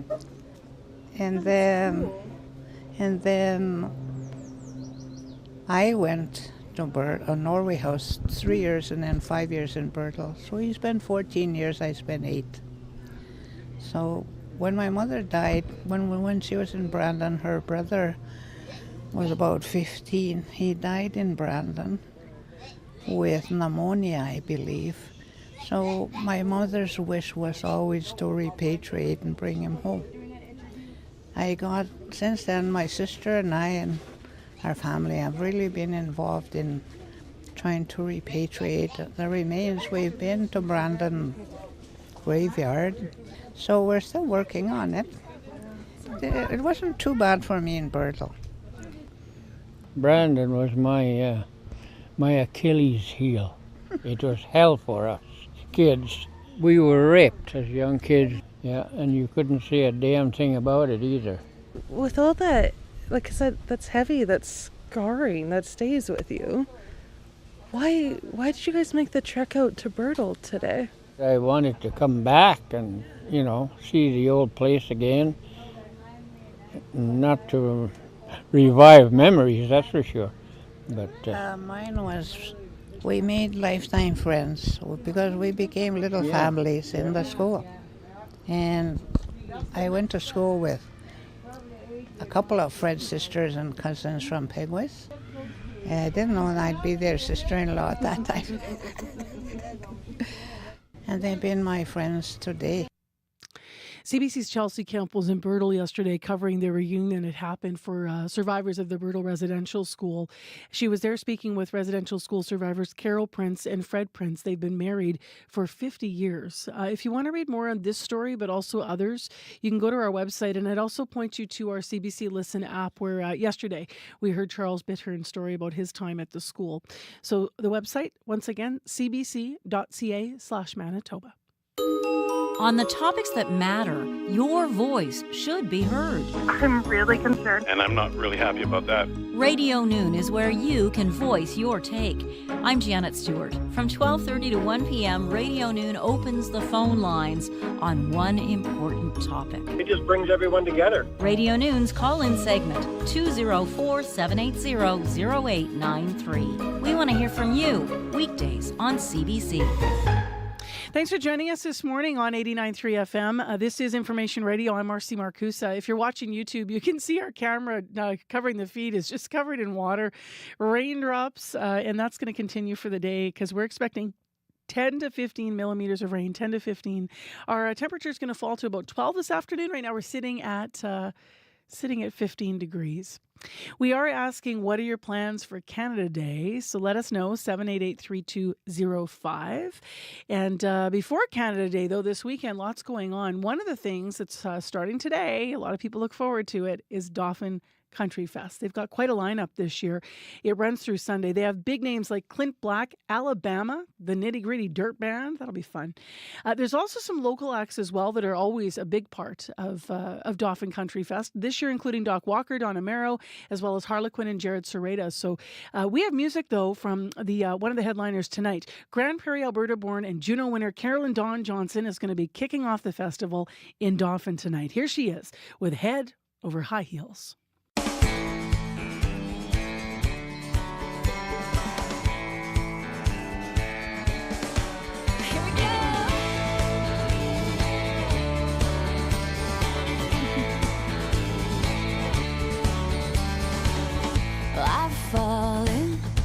I've fallen before, and I thought I knew exactly what was in store. When I met him, got more than I bargained for.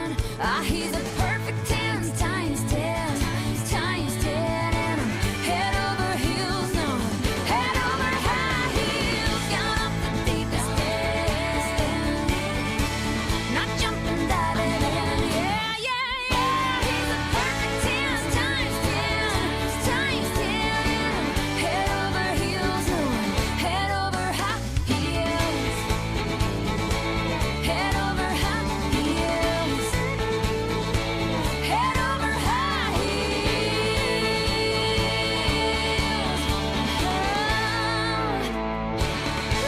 That's right. I'm so far gone. Well, hopefully she won't slip in those high heels tonight in Dauphin, where it's been raining. Carolyn Dawn Johnson, Juno Award winner, who is kicking off the Dauphin Country Fest tonight. It runs for 3 days in Dauphin, always attracts huge crowds. We're asking you what you're doing, not just this long weekend, but what are your plans specifically for Canada Day? Hi, this is Alison Norberg. I always spend Canada Day celebrating my brother's birthday. He was a centennial baby, so yeah, it's just tradition, and looking forward to that. Happy birthday, Roger. 788-3205. What are you doing for Canada Day? What are you going to be thinking about on Canada Day? How are you reflecting on the day? 788-3205. We're off the air locally Monday, so we want to give you a chance to phone us and get your voices on air today.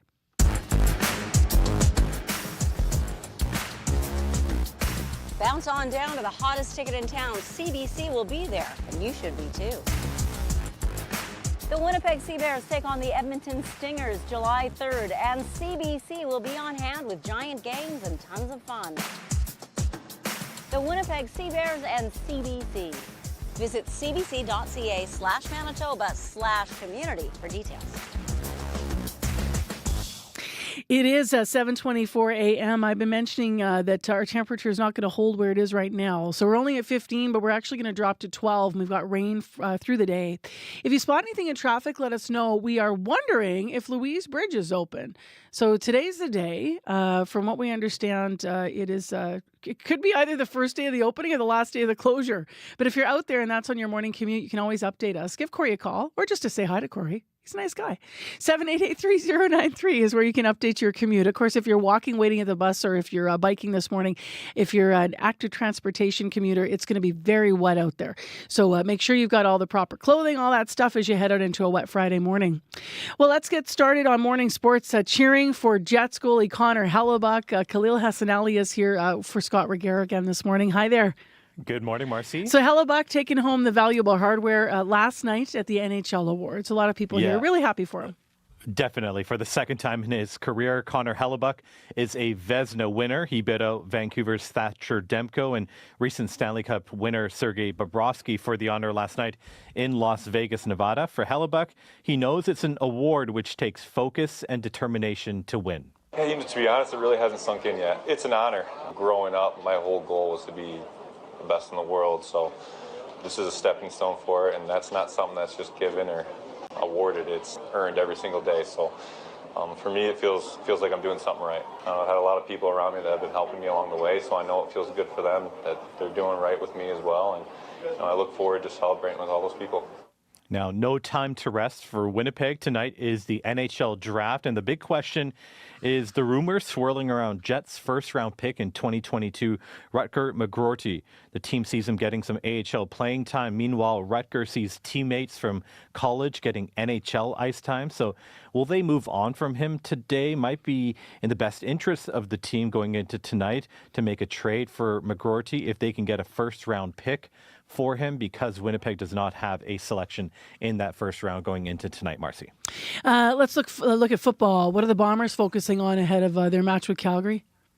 Oh, they got a couple of days off before their next game, which is tomorrow. So they're looking at that, and they want to get obviously into the win column, I should say, and then they have done it before. 2008, they started 0-3, and that is where they want to kind of turn the tide, because they did in 2008 make the playoff run.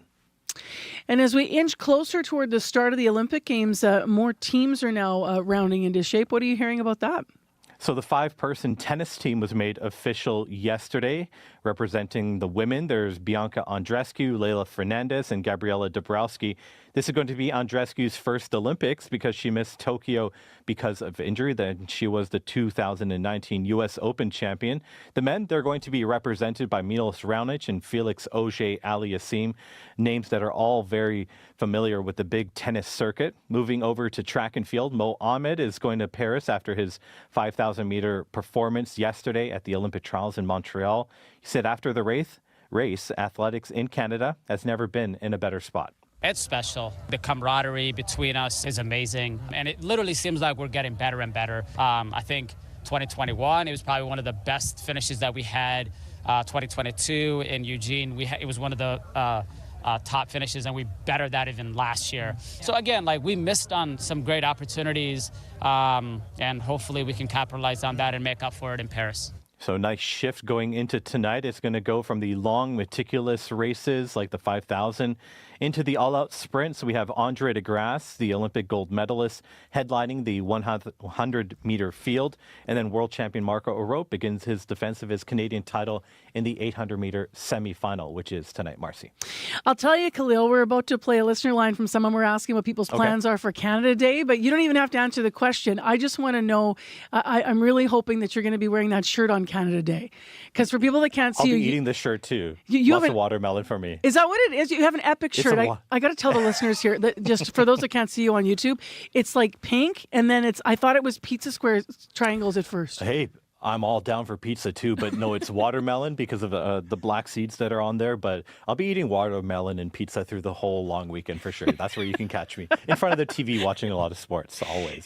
As I like to say sometimes, you're my people, Khalil. Yeah, sounds good. I like that. I can get down with watermelon and pizza, and especially here, it's going to be raining for part of it. All right, have a wonderful long weekend. You take care, and thanks for the week. No problem. Thanks, Marcy.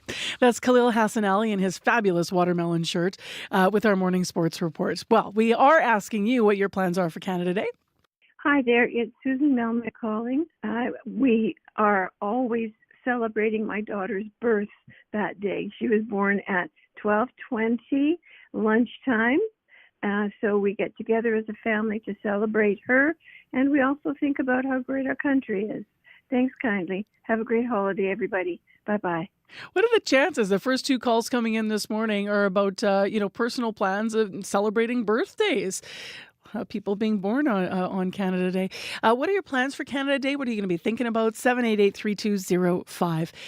It is in Winnipeg. I want to remind you that the drive should be fine this morning, but if you need to call us, 788-3093. And still ahead in the program, we're going to be continuing our discussions about youth unemployment and how to bridge the gap to get more young people into jobs, especially with employers that have a need. Why are there still spots open? And people looking? How do we bridge that gap? Right now, let's go to your CBC Winnipeg News. This is CBC News. Good morning. I'm Heather Wells in Winnipeg. At 7:30, light rain continues. It's 15 degrees. Not only are we wet, we are windy today and cool. Our temperature is going to slide to 12 this afternoon. Periods of rain ending late this afternoon. A community is looking for answers after a 29-year-old woman was killed in central Winnipeg. Dozens gathered in a vigil last night on Balmoral to remember Norma Jean Sumner. Police say she was found with serious injuries on Balmoral early Sunday morning and died later in hospital. Megan Edney is Sumner's partner. She was awesome. She was always happy. She's very generous, caring, strong, confident, loving person. I'll never meet anybody like her again in my life. People carried flowers, lit candles, and held balloons with messages for Sumner. The chief of Dauphin River First Nation, where Sumner was from, Lawrence Latander, says it is hard to lose someone you saw grow up, and you can't express grief in words. Well, the race is on. Manitoba's Progressive Conservatives have launched a leadership race to replace Heather Stephenson. Stephenson resigned after the PCs were defeated by the NDP last October. Interim leader Wayne Iwasko says he will not run. The PCs say all nomination forms will be available for the leadership vote starting today. The party votes April 26th of next year. Well, on to another election south of the border. And the first debate of the 2024 U.S. presidential election campaign is in the books. Despite Donald Trump's long list of inaccurate statements, it's clear this debate will be remembered for Joe Biden's inability to rise to the occasion. Eligible for what I've been able to do with the with the COVID, with dealing with everything we have to do with, That was one of Biden's awkward moments in a performance that was uneven at best, which made it easy for his opponent to score points. I really don't know what he said at the end of that sentence. I don't think he knows what he said either. As for the discussion of specific policies, Trump was critical of Biden's handling of the country's immigration crisis and the withdrawal of U.S. forces from Afghanistan. As for Biden, he claims Trump left the White House in chaos. There is still another debate scheduled ahead of the November election. It is set for early September. And while the Republicans have now added fuel to their attacks about Biden's competency, the Democrats have to defend their candidate, Vice President Kamala Harris. Yes, there was a slow start, but it was a strong finish. And what became very clear through the course of the night is that Joe Biden is fighting on behalf of the American people, on substance, on policy, on performance. Joe Biden is extraordinarily strong, and that cannot be debated. You can hear more on last night's debate as well as other national and international news coming up on World Report at 8. A librarian in rural Manitoba is being recognized for taking a stand against censorship. Kathy Ching works in Winkler as director of the South Central Regional Library. She's been named the first ever recipient of the Human Rights Book Award by the Manitoba Library Association. Her library system was targeted for defunding last year by a group wanting certain children's sex ed books to be pulled from the shelves. Ching says those people picked the wrong library because they have a strong board and an educated staff. If they had attacked a smaller standalone library, they might have fallen to their pressure, and then that would have set a precedent for other groups to gain confidence to start attacking other libraries. The award is handed out in partnership with the Association of Manitoba Book Publishers, meant to recognize people who uphold intellectual freedom while fostering inclusive and diverse spaces in Manitoba libraries. A Brandon boy is beating the odds and giving back. Gordy White was diagnosed with cancer when he was just 4. His parents, Ryan and Sarah, were told the survival rate for this rare cancer, DIPG, was nearly 0. They give normally DIPG kids 9 to 11 months to live. Very few make it past 2 years. Our son is on month 29, I think, so we're over 2-year mark, and he is thriving. Gordy and his family went to work raising money for research and treatment, and yesterday they presented Cancer Care Manitoba with a check for more than $14,000. The funds are going to Gordy's doctor and to research the disease. The Whites say they hope this money can help other children as well. You can find more Manitoba news updated throughout the day. Just head to cbc.ca/Manitoba. Thanks, Heather. You're welcome. All right, let's get into this forecast. An important one. People might be traveling or having camping plans or hoping to get out and about in the city or in the city wherever they live in Manitoba. So, Abby, what do we got? It's a wet day. That's what I'll tell you. This is going to stay with us all day, and that's what the south looks like at the moment. 15 in Winnipeg with rain across the city. This rain will stay with us till late in the afternoon. Then we'll see some cloudy conditions with a chance of a thunderstorm rolling in. Now, we should be seeing about 10 to 15 millimeters of rainfall by the end of the day. Some breezy conditions shifting northeastwards later, dropping the temperatures to 12 degrees this afternoon, well below the normal for this time of the year. And tonight we'll see some cloudy conditions and some rain, and then clearing overnight. Brandon is sitting at 13 degrees with rain continuing until near the noon period. Then it will be cloudy. Some chance of thunderstorm also. You might feel that 5 millimeters of rainfall expected. Breezy northwest winds. Temperatures dropping to 11 for folks in Brandon. Good morning to our friends in Thompson. You are currently at 5 degrees, enjoying some sunny conditions. This sunny day will definitely stay with you. You're going to touch a high of 17. Further north in Churchill, also warming up, currently at 3 degrees. You're warming up to 18. Down in Dauphin, 14 with light rain at the moment, and this is what we will see throughout the day. We're expecting 10 to 20 millimeters of rainfall for folks in Dauphin, and then some breezy conditions with that. The highs will climb to 17. That rainfall will be ending near midnight, and then you'll see some clearing. For those that will be attending the Country Fest, good news for you. Saturday and Sunday, you'll see some sunny conditions with temperatures touching 19 and 22.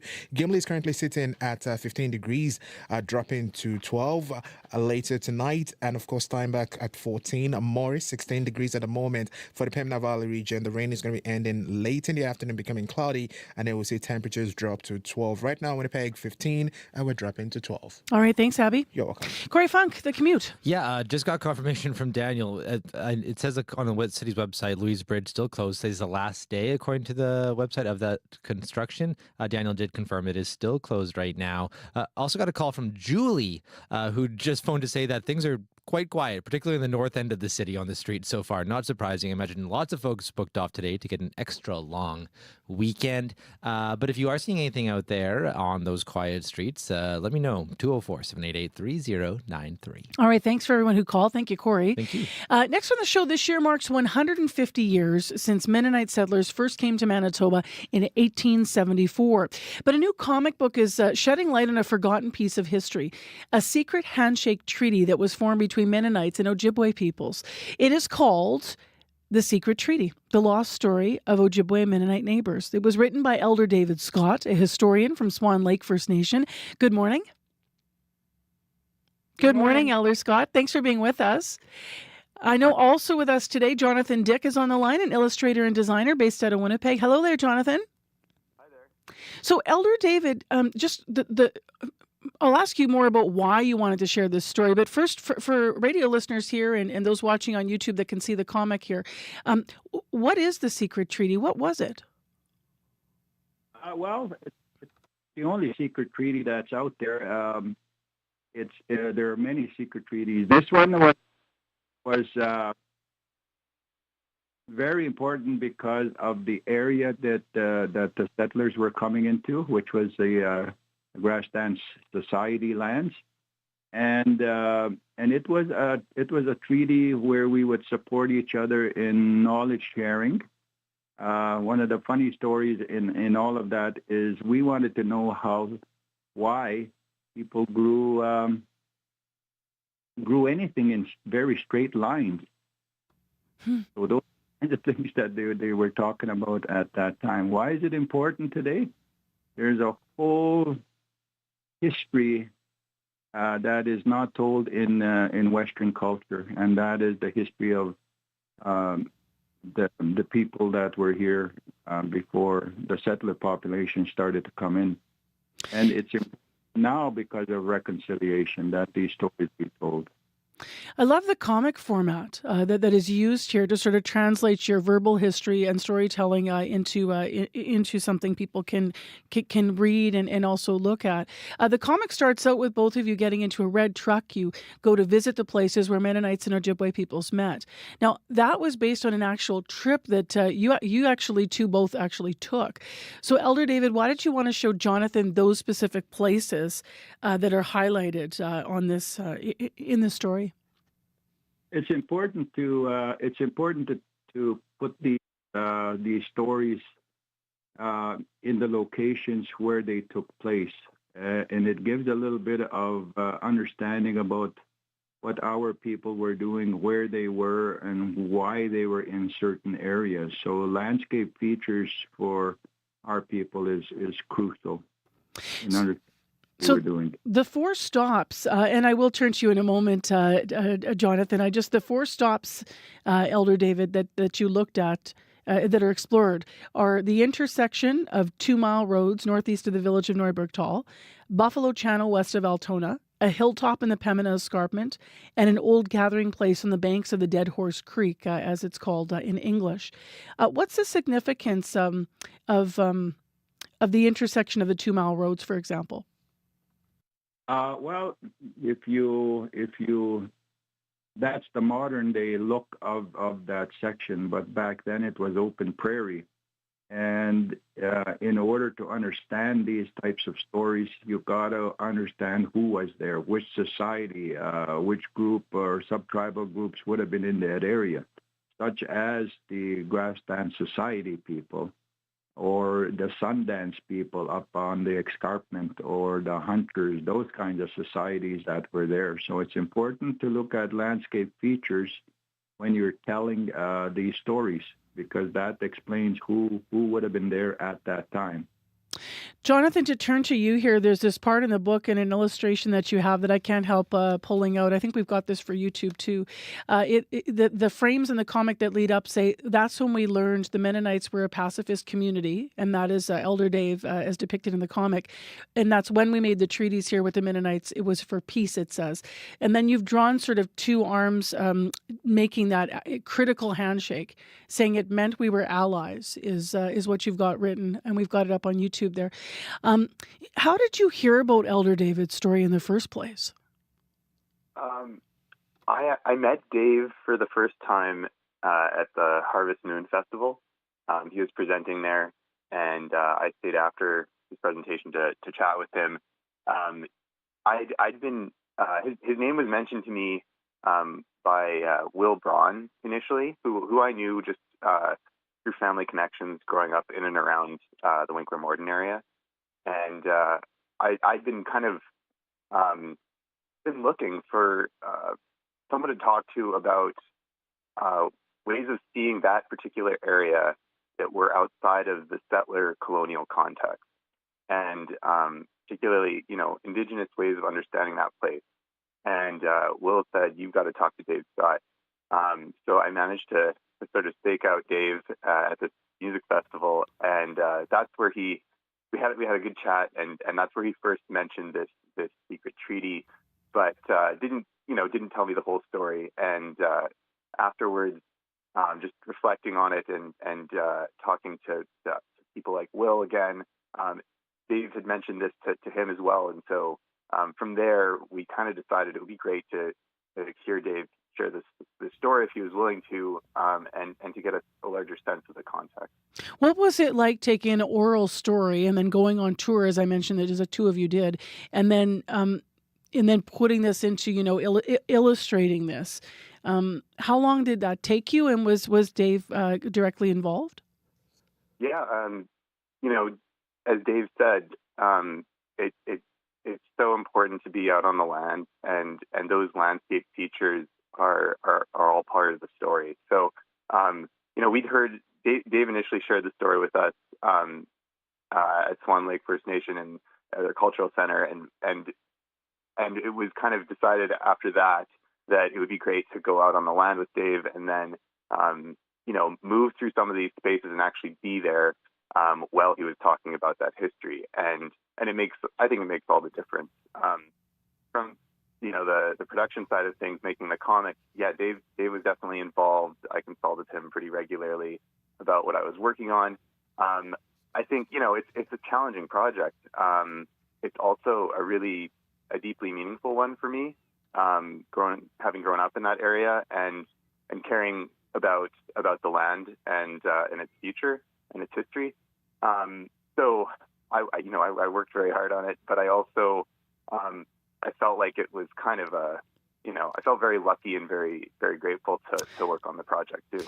I hope you take this as a compliment, Jonathan. It's meant in that way. But when I opened this up and looked at it, your work, your illustration, almost it has a little bit of a King of the Hill vibe in terms of, it's almost like a very modern day style that you have in terms of how you actually do your drawing for your comics. I'm a big fan of that.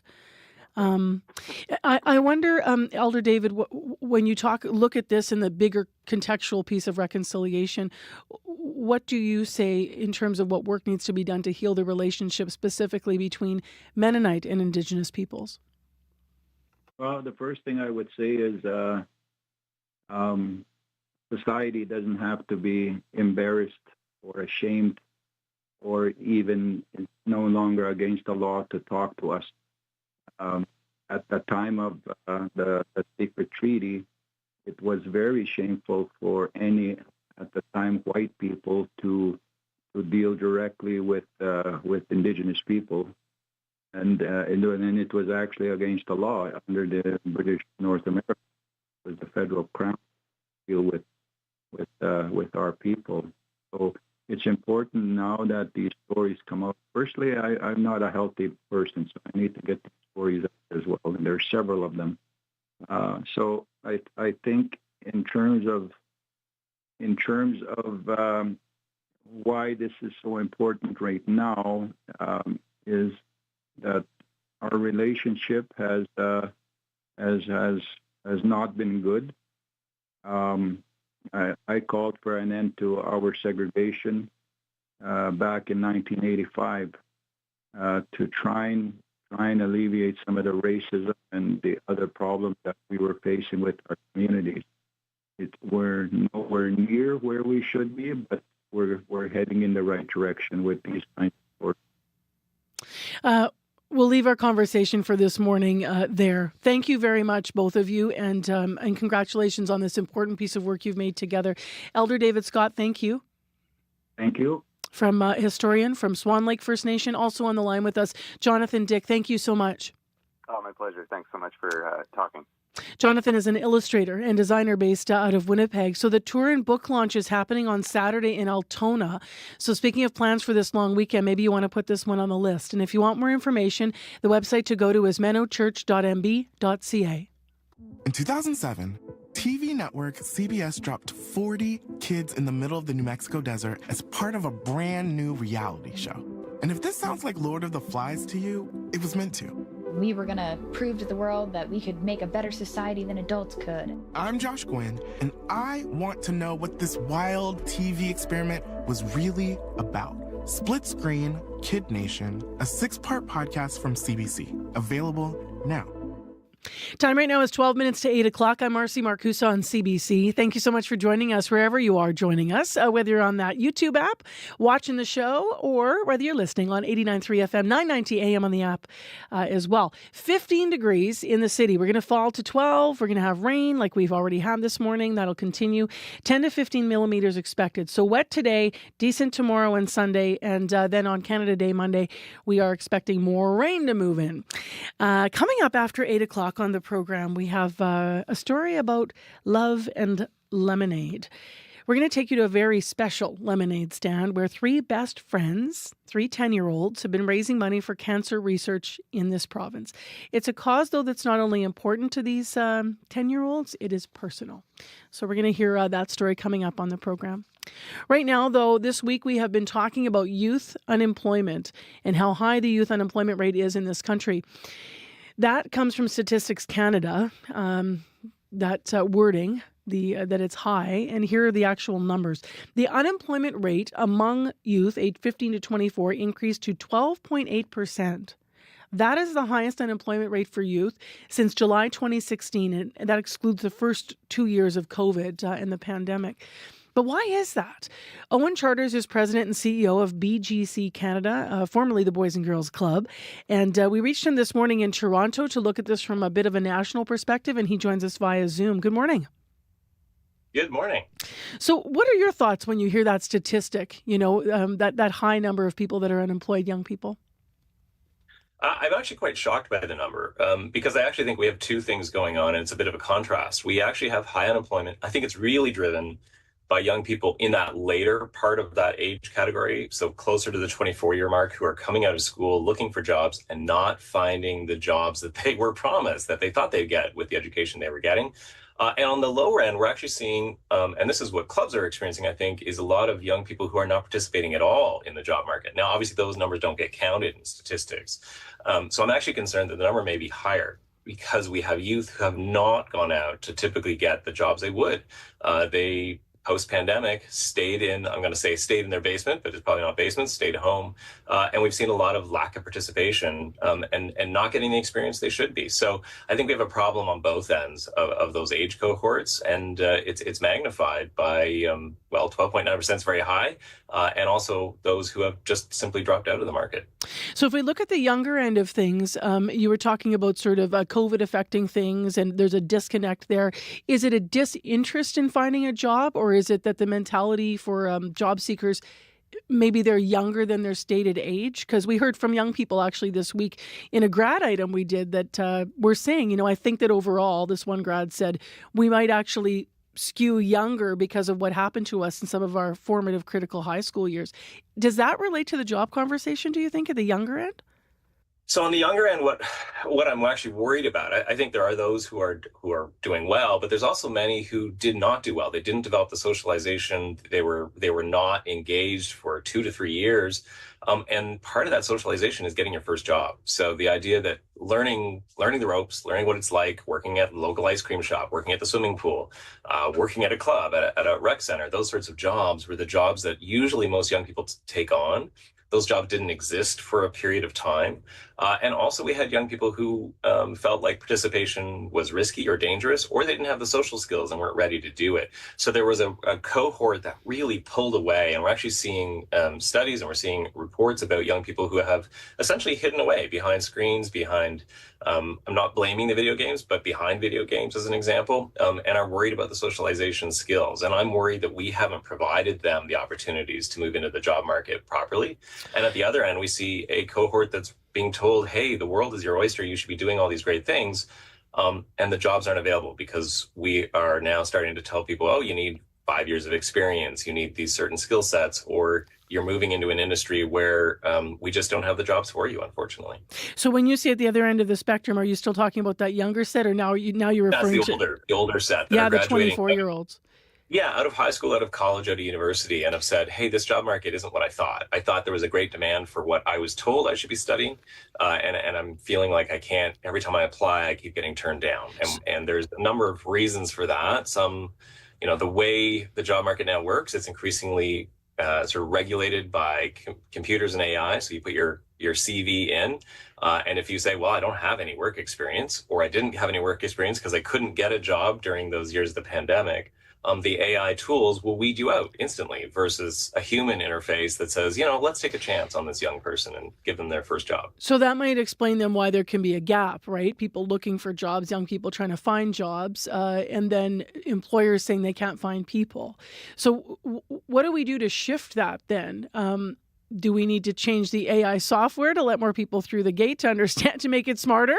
Or do we need to have employers change what they mean when they bring a 24-year-old into a workplace? Or do we need better onboard training programs and stuff that maybe and systems rather, that maybe workplaces didn't have in place before? What do you think the solution is?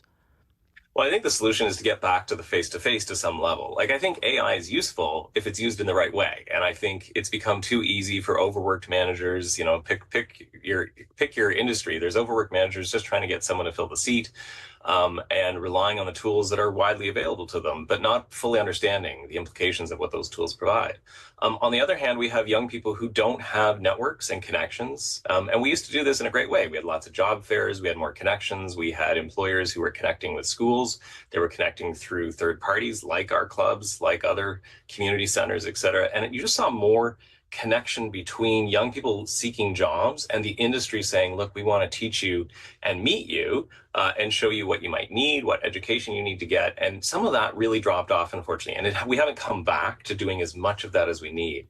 So I think like everything else in society, it's a question of we need to get back to face-to-face and remove the technology to some degree from the equation and use it only where it's helpful. I mean, it is very helpful, but I think it's like our question broadly in society of mental health and social media and social engagement. We see the same thing in the labor market. We need to say the technology has its right place, but really what we need to do is a lot more in-person networking, engagement, and seeing the industry needs to see the workforce that it's trying to recruit. Are some youth being too selective? Do some youth have expectations of what the first job will be that are not, that you think should be reframed? You hear it sometimes from some youth, for sure, that some youth have great expectations of what their first job will be. But I'm going to say that we told them they should have those expectations as older generations, that they should come into the workplace with these expectations. They should not settle for something that isn't, truly their passion. And yet at the same time, we see these same older generations complain that these young people aren't putting in their time and taking the hard work and just, figuring out how to climb the corporate ladder. So this is a typical generational problem, I think, more than it is sort of a young people being too picky.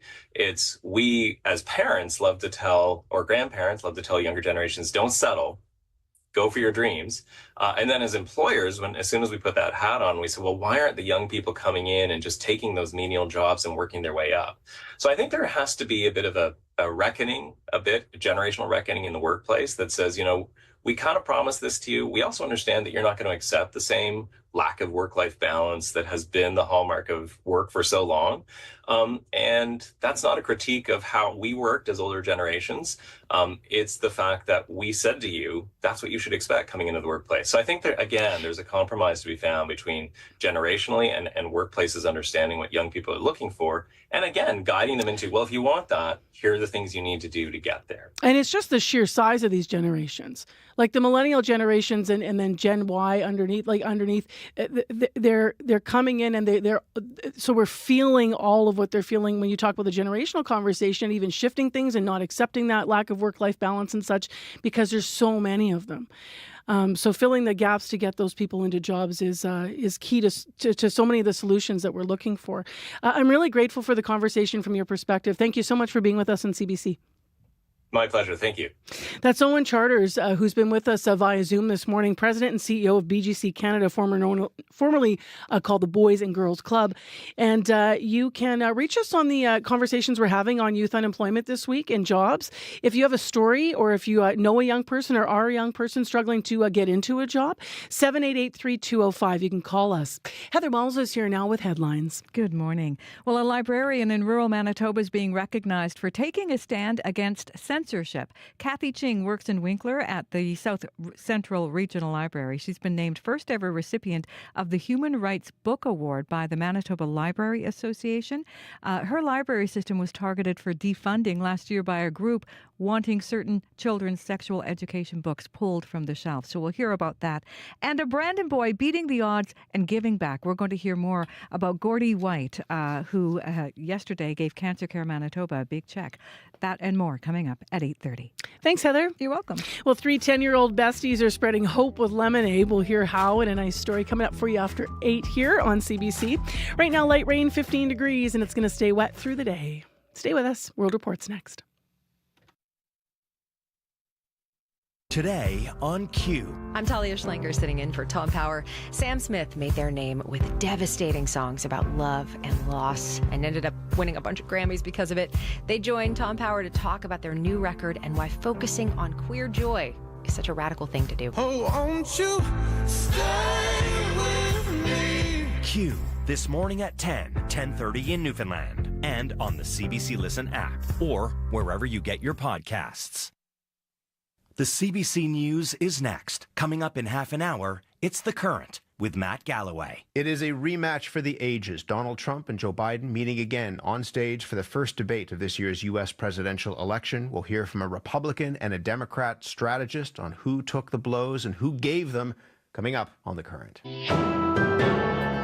This is World Report. Good morning, I'm John Northcott. It will take a while for Joe Biden to come back from this one. The U.S. presidential debate last night did not go well for him. Biden stumbled verbally at key moments as he squared off against Donald Trump. Now, even some Democrats are suggesting he should step aside. The CBC's Paul Hunter reports from Washington. This is the CNN presidential debate. Going into the debate, a key question for millions of voters in America was, could Joe Biden demonstrate he's up for the job of president for a second term? We have 1,000 trillionaires in America. Billionaires in America. It wasn't just a one-time trip up. He had a few of them, including this excruciating one. Eligible for what I've been able to do with the COVID. With dealing with everything we have to do with. Look, if we finally beat Medicare, Thank you, President Biden. President Trump? Well, he's right. He did beat Medicare. He beat it to death. Though Biden, at 81, is just 3 years older than his opponent, former President Donald Trump, he's faced concerns over his mental acuity for some time. And in the debate, Trump seemed to come across more forcefully in a contest where so much depends on presentation. Trump, later, after another Biden misstep, pounced. I really don't know what he said at the end of that sentence. I don't think he knows what he said either. It was a remarkable opening debate in the U.S. presidential season. Some Democrats now wondering, is Biden really the one to carry their party's flag? And if not him, then who? With just 4 months until the election. Paul Hunter, CBC News, Washington. One of Prime Minister Justin Trudeau's former cabinet ministers says it's time for him to think about resigning. Catherine McKenna served in Trudeau's cabinet from 2015 to 2021. She released a statement saying Trudeau has a legacy to be proud of, but there is too much at stake in Canada's next election, and it is time for new ideas, new energy, and a new leader. Iranians are at the polls today, choosing their new president. The snap election follows the death of Ibrahim Raisi, who died in a helicopter crash in May. With regional wars, the country's crackdown on dissent, and the economy in trouble, the voting comes at a time of growing public frustration. Freelance journalist Nahayat Tazoush is following the story. Nahayat, what are we expecting today, given some candidates have already dropped out? So early this morning in Tehran, John's Supreme Leader Ali Khamenei cast his ballot, and the 85-year-old cleric repeated his urge for Iranians to show up and vote, really hoping to showcase the regime's legitimacy with a strong turnout from his core base and supporters. Now, with 2 candidates who already dropped out, there are 4 hand-picked candidates left in the race. Khamenei's choice appears to be Saeed Jalili, a former nuclear negotiator, hardline ideologue known for his anti-U.S. rhetoric.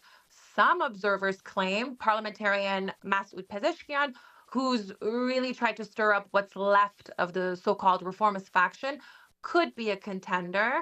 It has to be said that elections in Iran are widely believed to be predetermined and have, of course, seen historically low voter turnout over the past years.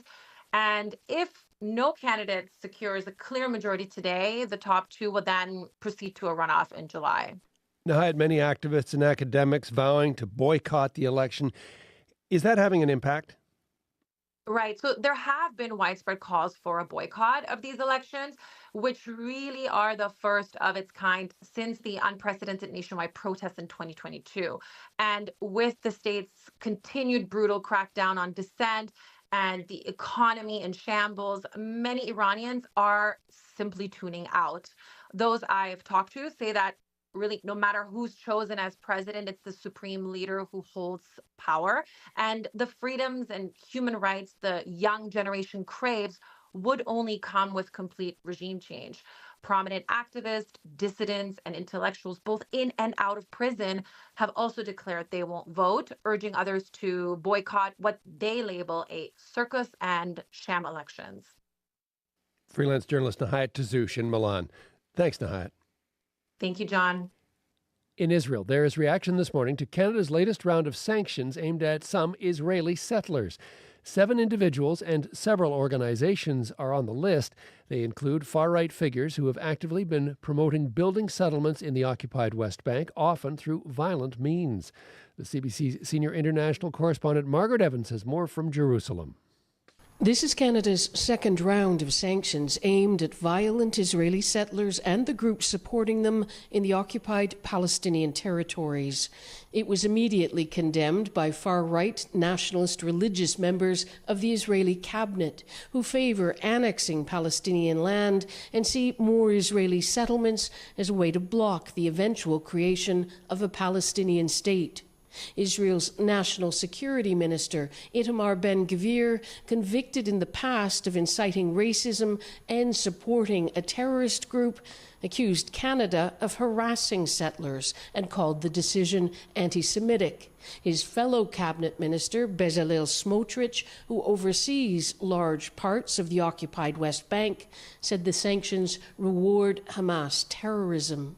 Omar Awadallah, Assistant Minister for the Palestinian Ministry of Foreign Affairs, called the sanctions a step on the correct path for Canada. They are champions for human rights. We want them to push for Israel to respect the human rights of the Palestinian people. He also called on Canada to recognize the state of Palestine, saying the two-state solution as an end to the conflict is under strategic threat. Rights groups say extremist settlers have been emboldened since the current Israeli government, the most hard right in Israel's history, took office in 2022. Violence exacerbated in the wake of the Hamas attacks on October 7th last year. Margaret Evans, CBC News, Jerusalem. Princess Anne is out of hospital and back home at Gatcombe Park. She suffered a concussion and minor injuries earlier this week after reportedly being hurt by her horse. The Princess Royal will be recuperating at home for a little while longer and will not return to her public duties until her medical team says it is safe to do so. Canada's GDP grew 0.3% in April after being essentially unchanged in March. There were rebounds in wholesale trade and manufacturing. With more, here is CBC's senior business correspondent, Peter Armstrong. This falls right in line with what we'd been expecting. The preliminary estimate we'd been given from StatCan showed they expected about a 0.3% gain, and here we are, right on target. This follows, of course, a flat month in March where the economy was essentially unchanged. But these numbers show that through April, we saw a pretty broad-based recovery. Wholesale trade was up, manufacturing was up, mining, quarrying, oil and gas, they all contributed to this gain and to this additional economic activity. The one downside here was in residential building construction, which fell nearly 0.5 percentage point. Certainly not great for the economy, but a much bigger problem for the housing crisis that's still unfolding across the country. Looking ahead, though, StatsCan's preliminary estimate for May shows they expect another smaller gain, but a gain all the same. So the second quarter of this year is really shaping up into a fairly solid little gain for the Canadian economy. Peter Armstrong, CBC News, Toronto. And finally, if you were at the Stonewall Inn in 1969, you would have found this on the jukebox.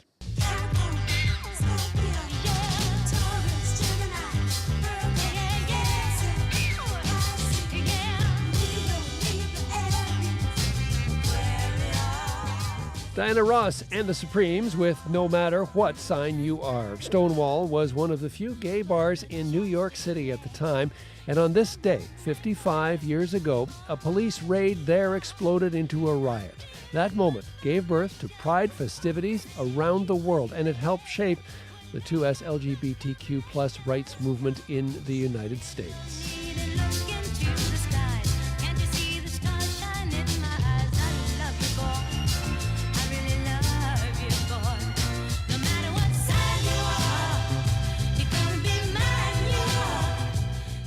Today, the original Stonewall Inn is reclaiming its place in history. One half of the building had been vacant, but it is now opening as a visitor center for the Stonewall National Monument.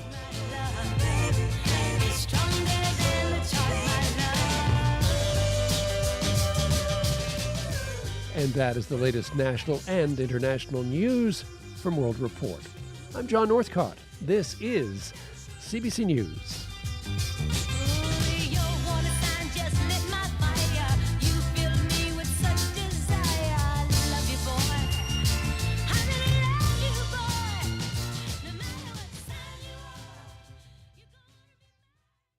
Want to sing with me?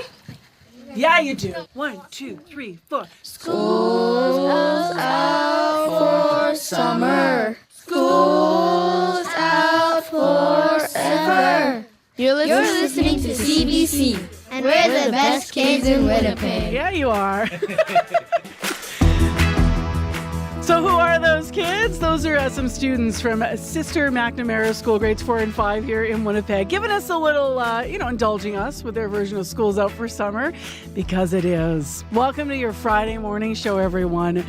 June 28th, heading into the Canada Day long weekend. I'm Marcy Marcusa. This is CBC 89.3 FM, 990 AM on the app or YouTube. Well, this half hour on the program, we're not done letting kids lead the way because we're going to meet Wynn, Ellie, and Asha, 3 10-year-old besties this half hour who are spreading hope with lemonade. More in their little lemonade stand that's raising big money for Cancer Care Manitoba in honor of their mums. Stay tuned.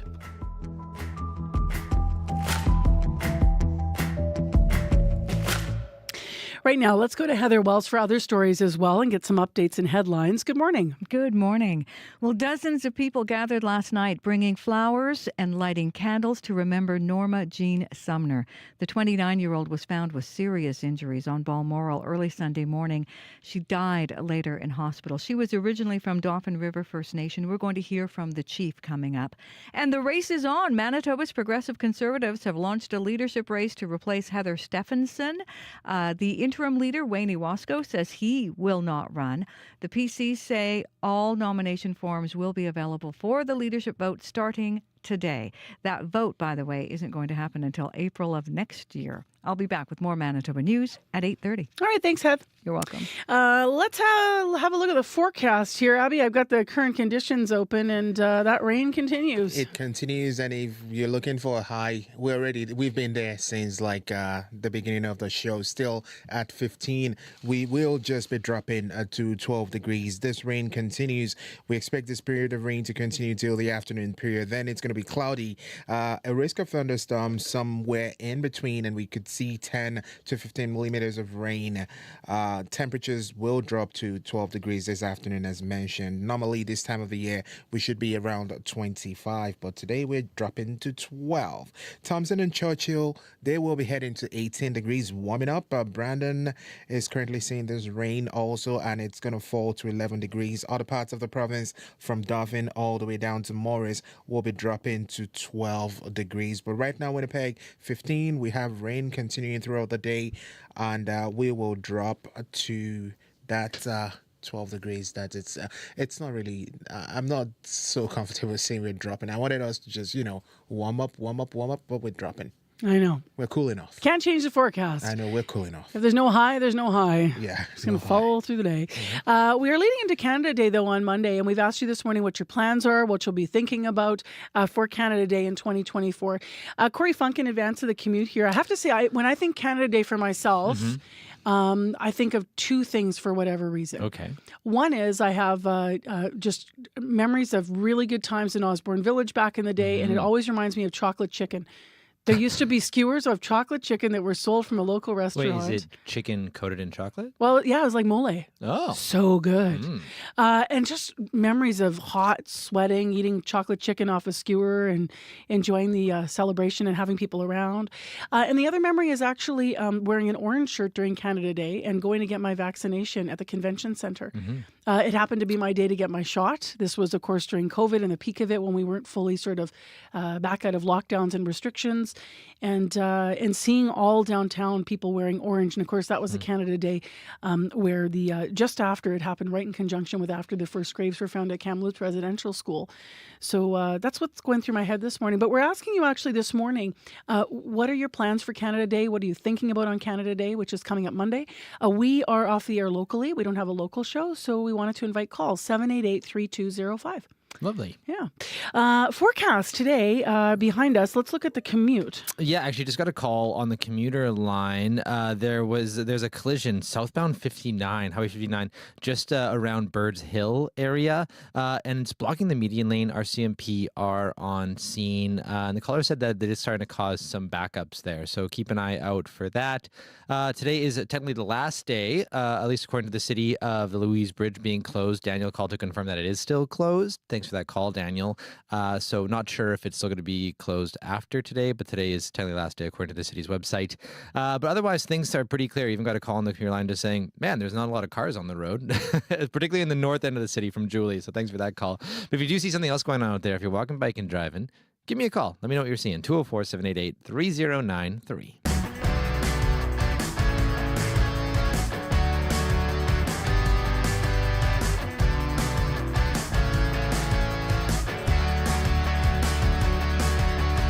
Well, a lot of kids hold lemonade stands during the summertime, hoping to make a few extra bucks.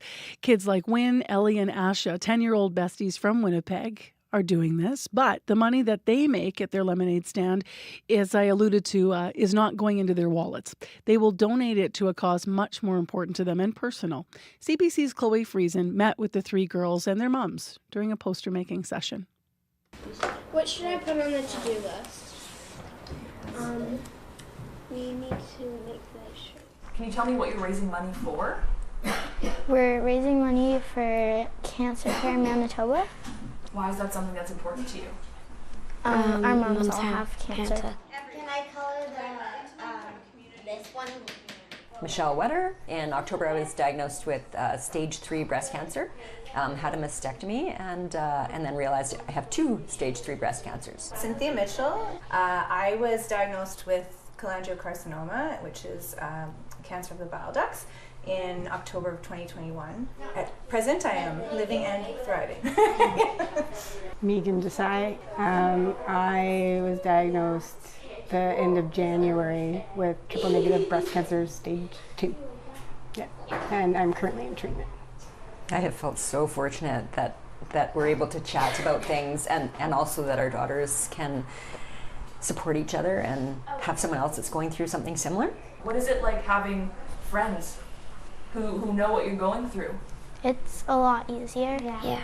Like if one of us are having like a bad day, we can like talk to each other or just hang out or something. Mm-hmm. Because then you're letting it out instead of just bottling it up, and then if it's just bottled up, then it's just more sad. Yeah, they're very good friends, and they're good for each other, like good supports. Should I put cancer care or cancer research? I think they've all three of them have been connected since kindergarten, and just more recently, I think that they've become much closer. Mm-hmm. We're biased, but 3 really phenomenal girls. Ooh, can you read? What have you written right there? One small voice makes big changes. It's one thing to have a friend who can support you through this. It's another thing to have a friend who's also experienced it. Like that, the level of support changes. The nature of the support changes when it's someone who really truly is living the experience that you're living. So and the fact that we can relate because we have kids the same age, and that makes it better.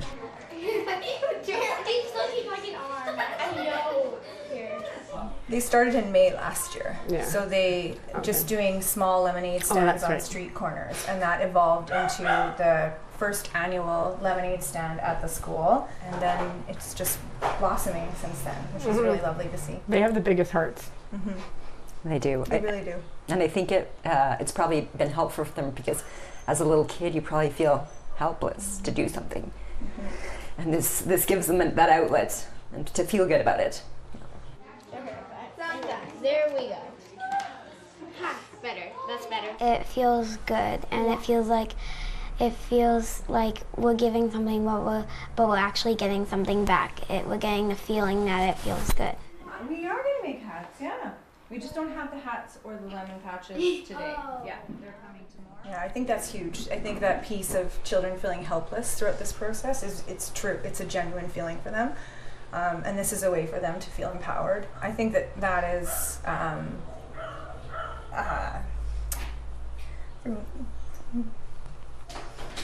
don't normally get emotional. I think for me, regardless of my outcome, seeing that my children are surrounded by community and by love and support, and I know that they will be okay. And so seeing the lemonade stand in action and all of these people coming and supporting them, it's just something that I will hold with me for however long that I have. But knowing that my kids are going to be okay because they have good friends and they have a strong community and they are loved and supported. Could you pass me the lead? So what do you all need to do to set up a good lemonade stand? What have you been preparing? Lemonade. You need lemonade. Do you have a goal? Well, last time we raised roughly $2,001. $2,000? And one. And one? Yeah. So do you think you're gonna raise more than $2,001? We're hoping. Yeah. How much do you want? How many cups for both of you? One, and then you want one? Okay. So two. Here, get 2 cups. I can pour one. We're already pouring, sorry. Next time. Also, if you know anyone who has cancer, you can write it on the board there. Yeah. Yeah. Feel free to. If you know anyone who has cancer. Yeah. How is the lemonade stand going so far? Really good. How much money do you think is in that jar? Over $200.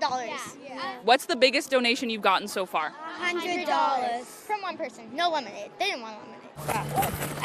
There's money falling out. Hi. How much money? Lemonade, $5. How much? Just one. Okay. It's one of the greater evenings, I think, in our lives. Just watching our girls take initiative and do what they can to make a difference for Manitobans, but also to see our community show up in a really big way to support our girls, to support the foundation, and to support Manitobans is truly touching. It's been amazing. I mean, the turnout is awesome and a lot of people excited to help support. And watching the girls, they're so happy doing it, and it's very rewarding. Just two, yeah. Okay. Can I pour the other one? No, it's not. Okay, thank you. Have a lovely day. Thank you.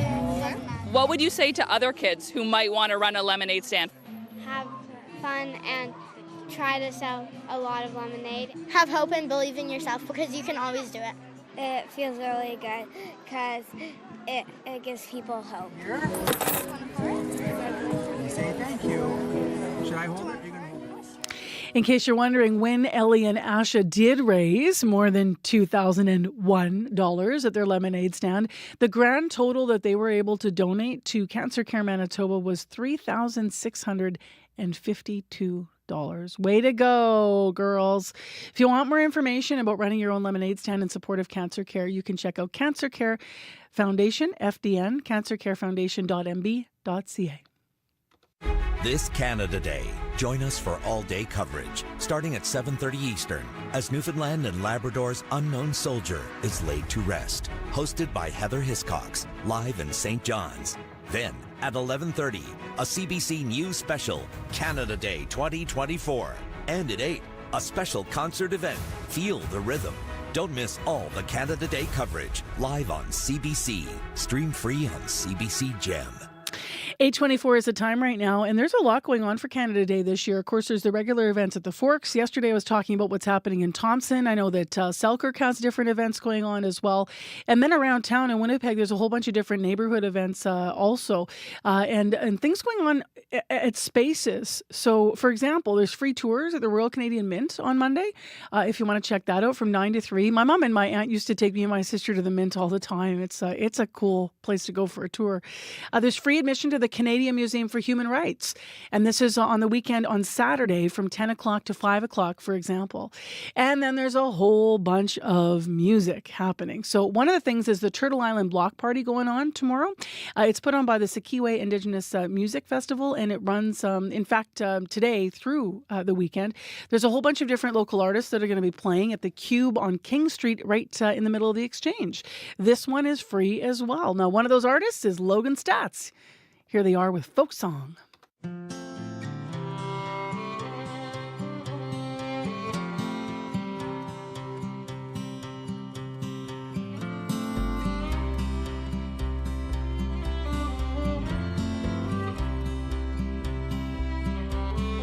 I know you're listening from the driver's seat of that old Ford. And I know you miss me. Your bride must be sore. She's wearing an outfit from her mother's store. She's living a life her heart can't afford. And I know that I'm right, but I hope that I'm wrong. She'll never love me, but she'll always love my songs. And I know that I'm right, but I hope that I'm wrong. She'll never love me, but she'll always love my songs, my song. My song, in my song, my lonely, lonely song.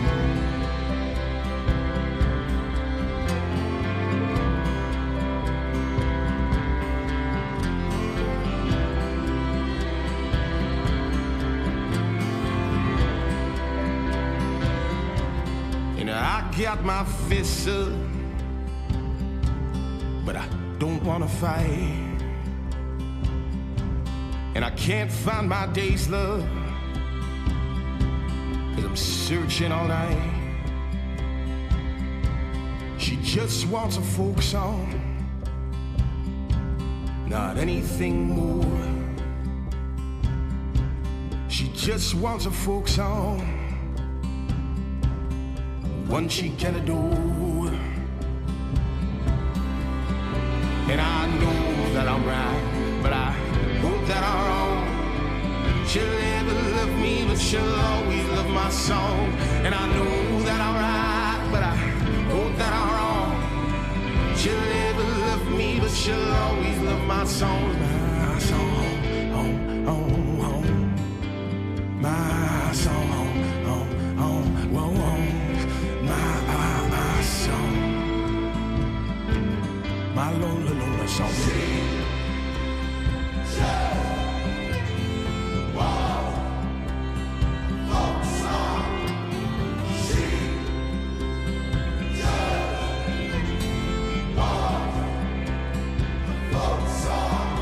And I know that I'm right, but I hope that I'm wrong. She'll never love me, but she'll always love my song. And I know that I'm right, but I hope that I'm wrong.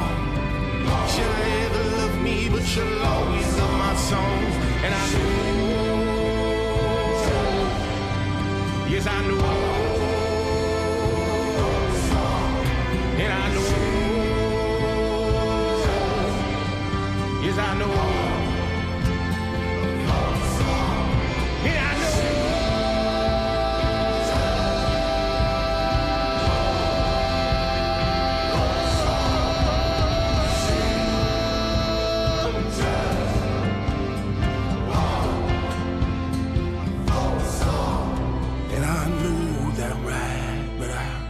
That I'm wrong.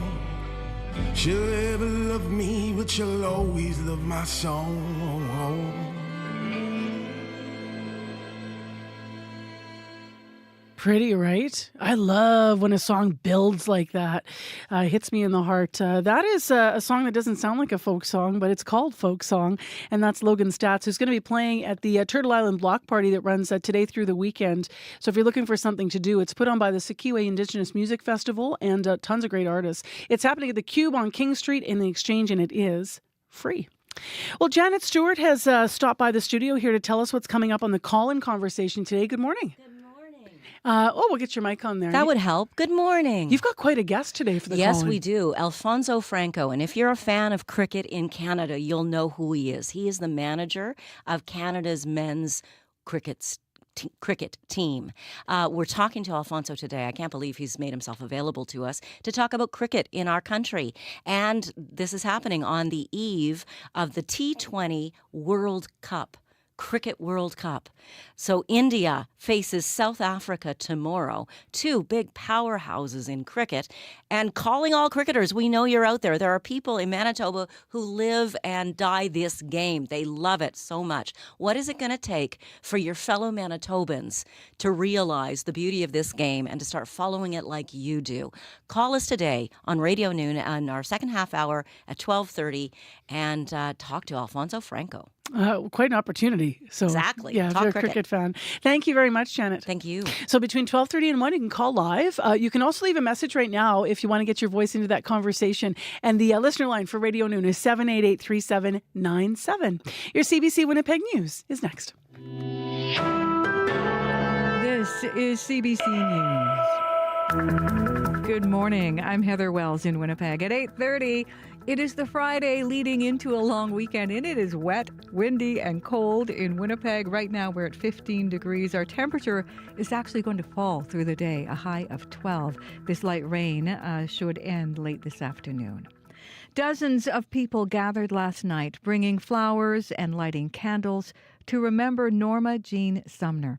The 29-year-old was found with serious injuries on Balmoral early Sunday morning. She later died in hospital. Sumner was originally from Dauphin River First Nation. That community's chief, Lawrence Latander, says Sumner always kept in touch with family and friends. The day before that, people were telling me that they had just seen her. She was happy, she was smiling, and then this happened. People at last night's vigil held white balloons with messages for Sumner. Megan Edney, Sumner's partner, says she will never meet anyone like her again.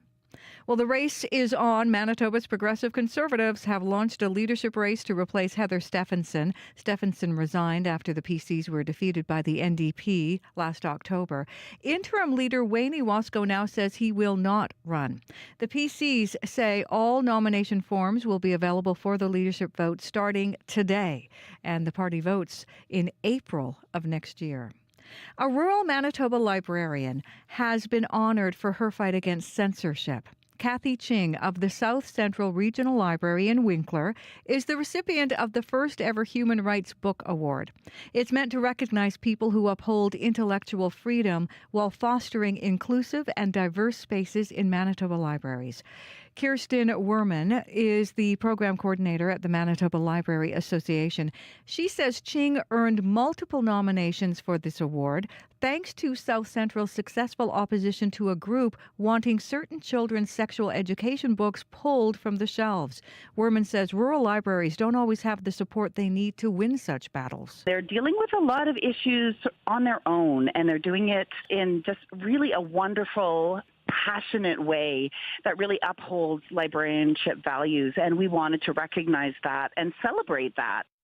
For her part, Ching credits South Central's strong board and well-educated staff for helping fend off that censorship campaign.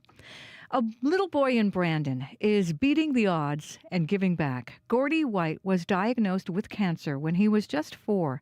His parents, Ryan and Sarah, were told the survival rate for this rare cancer, DIPG, was nearly 0. They give normally DIPG kids 9 to 11 months to live. Very few make it past 2 years. Our son is on month 29, I think, so we're over 2-year mark, and he is thriving. Gordy and his family went to work raising money for research and treatment, and yesterday they presented Cancer Care Manitoba with a check for more than $14,000. The funds are going to Gordy's doctor and his research into the disease, and the Whites say they hope this money can help other children. Well, he's the best goalie in the NHL. Winnipeg Jets netminder Connor Hellebuck has won the Vezina Trophy at the NHL Awards. Growing up, my whole goal was to be the best in the world, so this is a stepping stone for it, and that's not something that's just given or awarded. It's earned every single day. So for me, it feels like I'm doing something right. Hellebuck won 37 games this season. This is the second time he has won the Vezina. You can find more news updated throughout the day. All you have to do is head to cbc.ca/Manitoba. Heather Wells, have a wonderful long weekend. You too. Thanks so much. That's Heather Wells live in our news center this morning. Big thanks to her and to Alana Cole, who's also out there. Our live team this morning, Corey Funk, Dylan Longhurst, and Abby Adeyemi. I want to thank overall the people that work in our unit. They include Chloe Friesen, Issa Kixon, Kalkadam Mulligata, Sierra Sanders, Chidi Akuma, Jim Agapito, May McKillop, Bruce Layden, and Marshall Hodgins. Our community reporter in unit, Shannalee Vidal, hosts Nadia Kidwai, Faith Fundal, and Janet Stewart. Producer in unit, Wendy Parker, and this week Donna Carrero was here also, and so was Emily Brass in unit. Our Brad Lillies and Dylan Longhurst behind the YouTube controls, as well as Kevin Nipatebo. Nellie Gonzalez, show's producer of Current Affairs unit overall in the shows, and Leif Larson's the senior producer of audio at CBC Manitoba. Let's turn this up, Abby. Let's get in the Friday mode. You guys ready? School's out, I heard. Could this be the final day?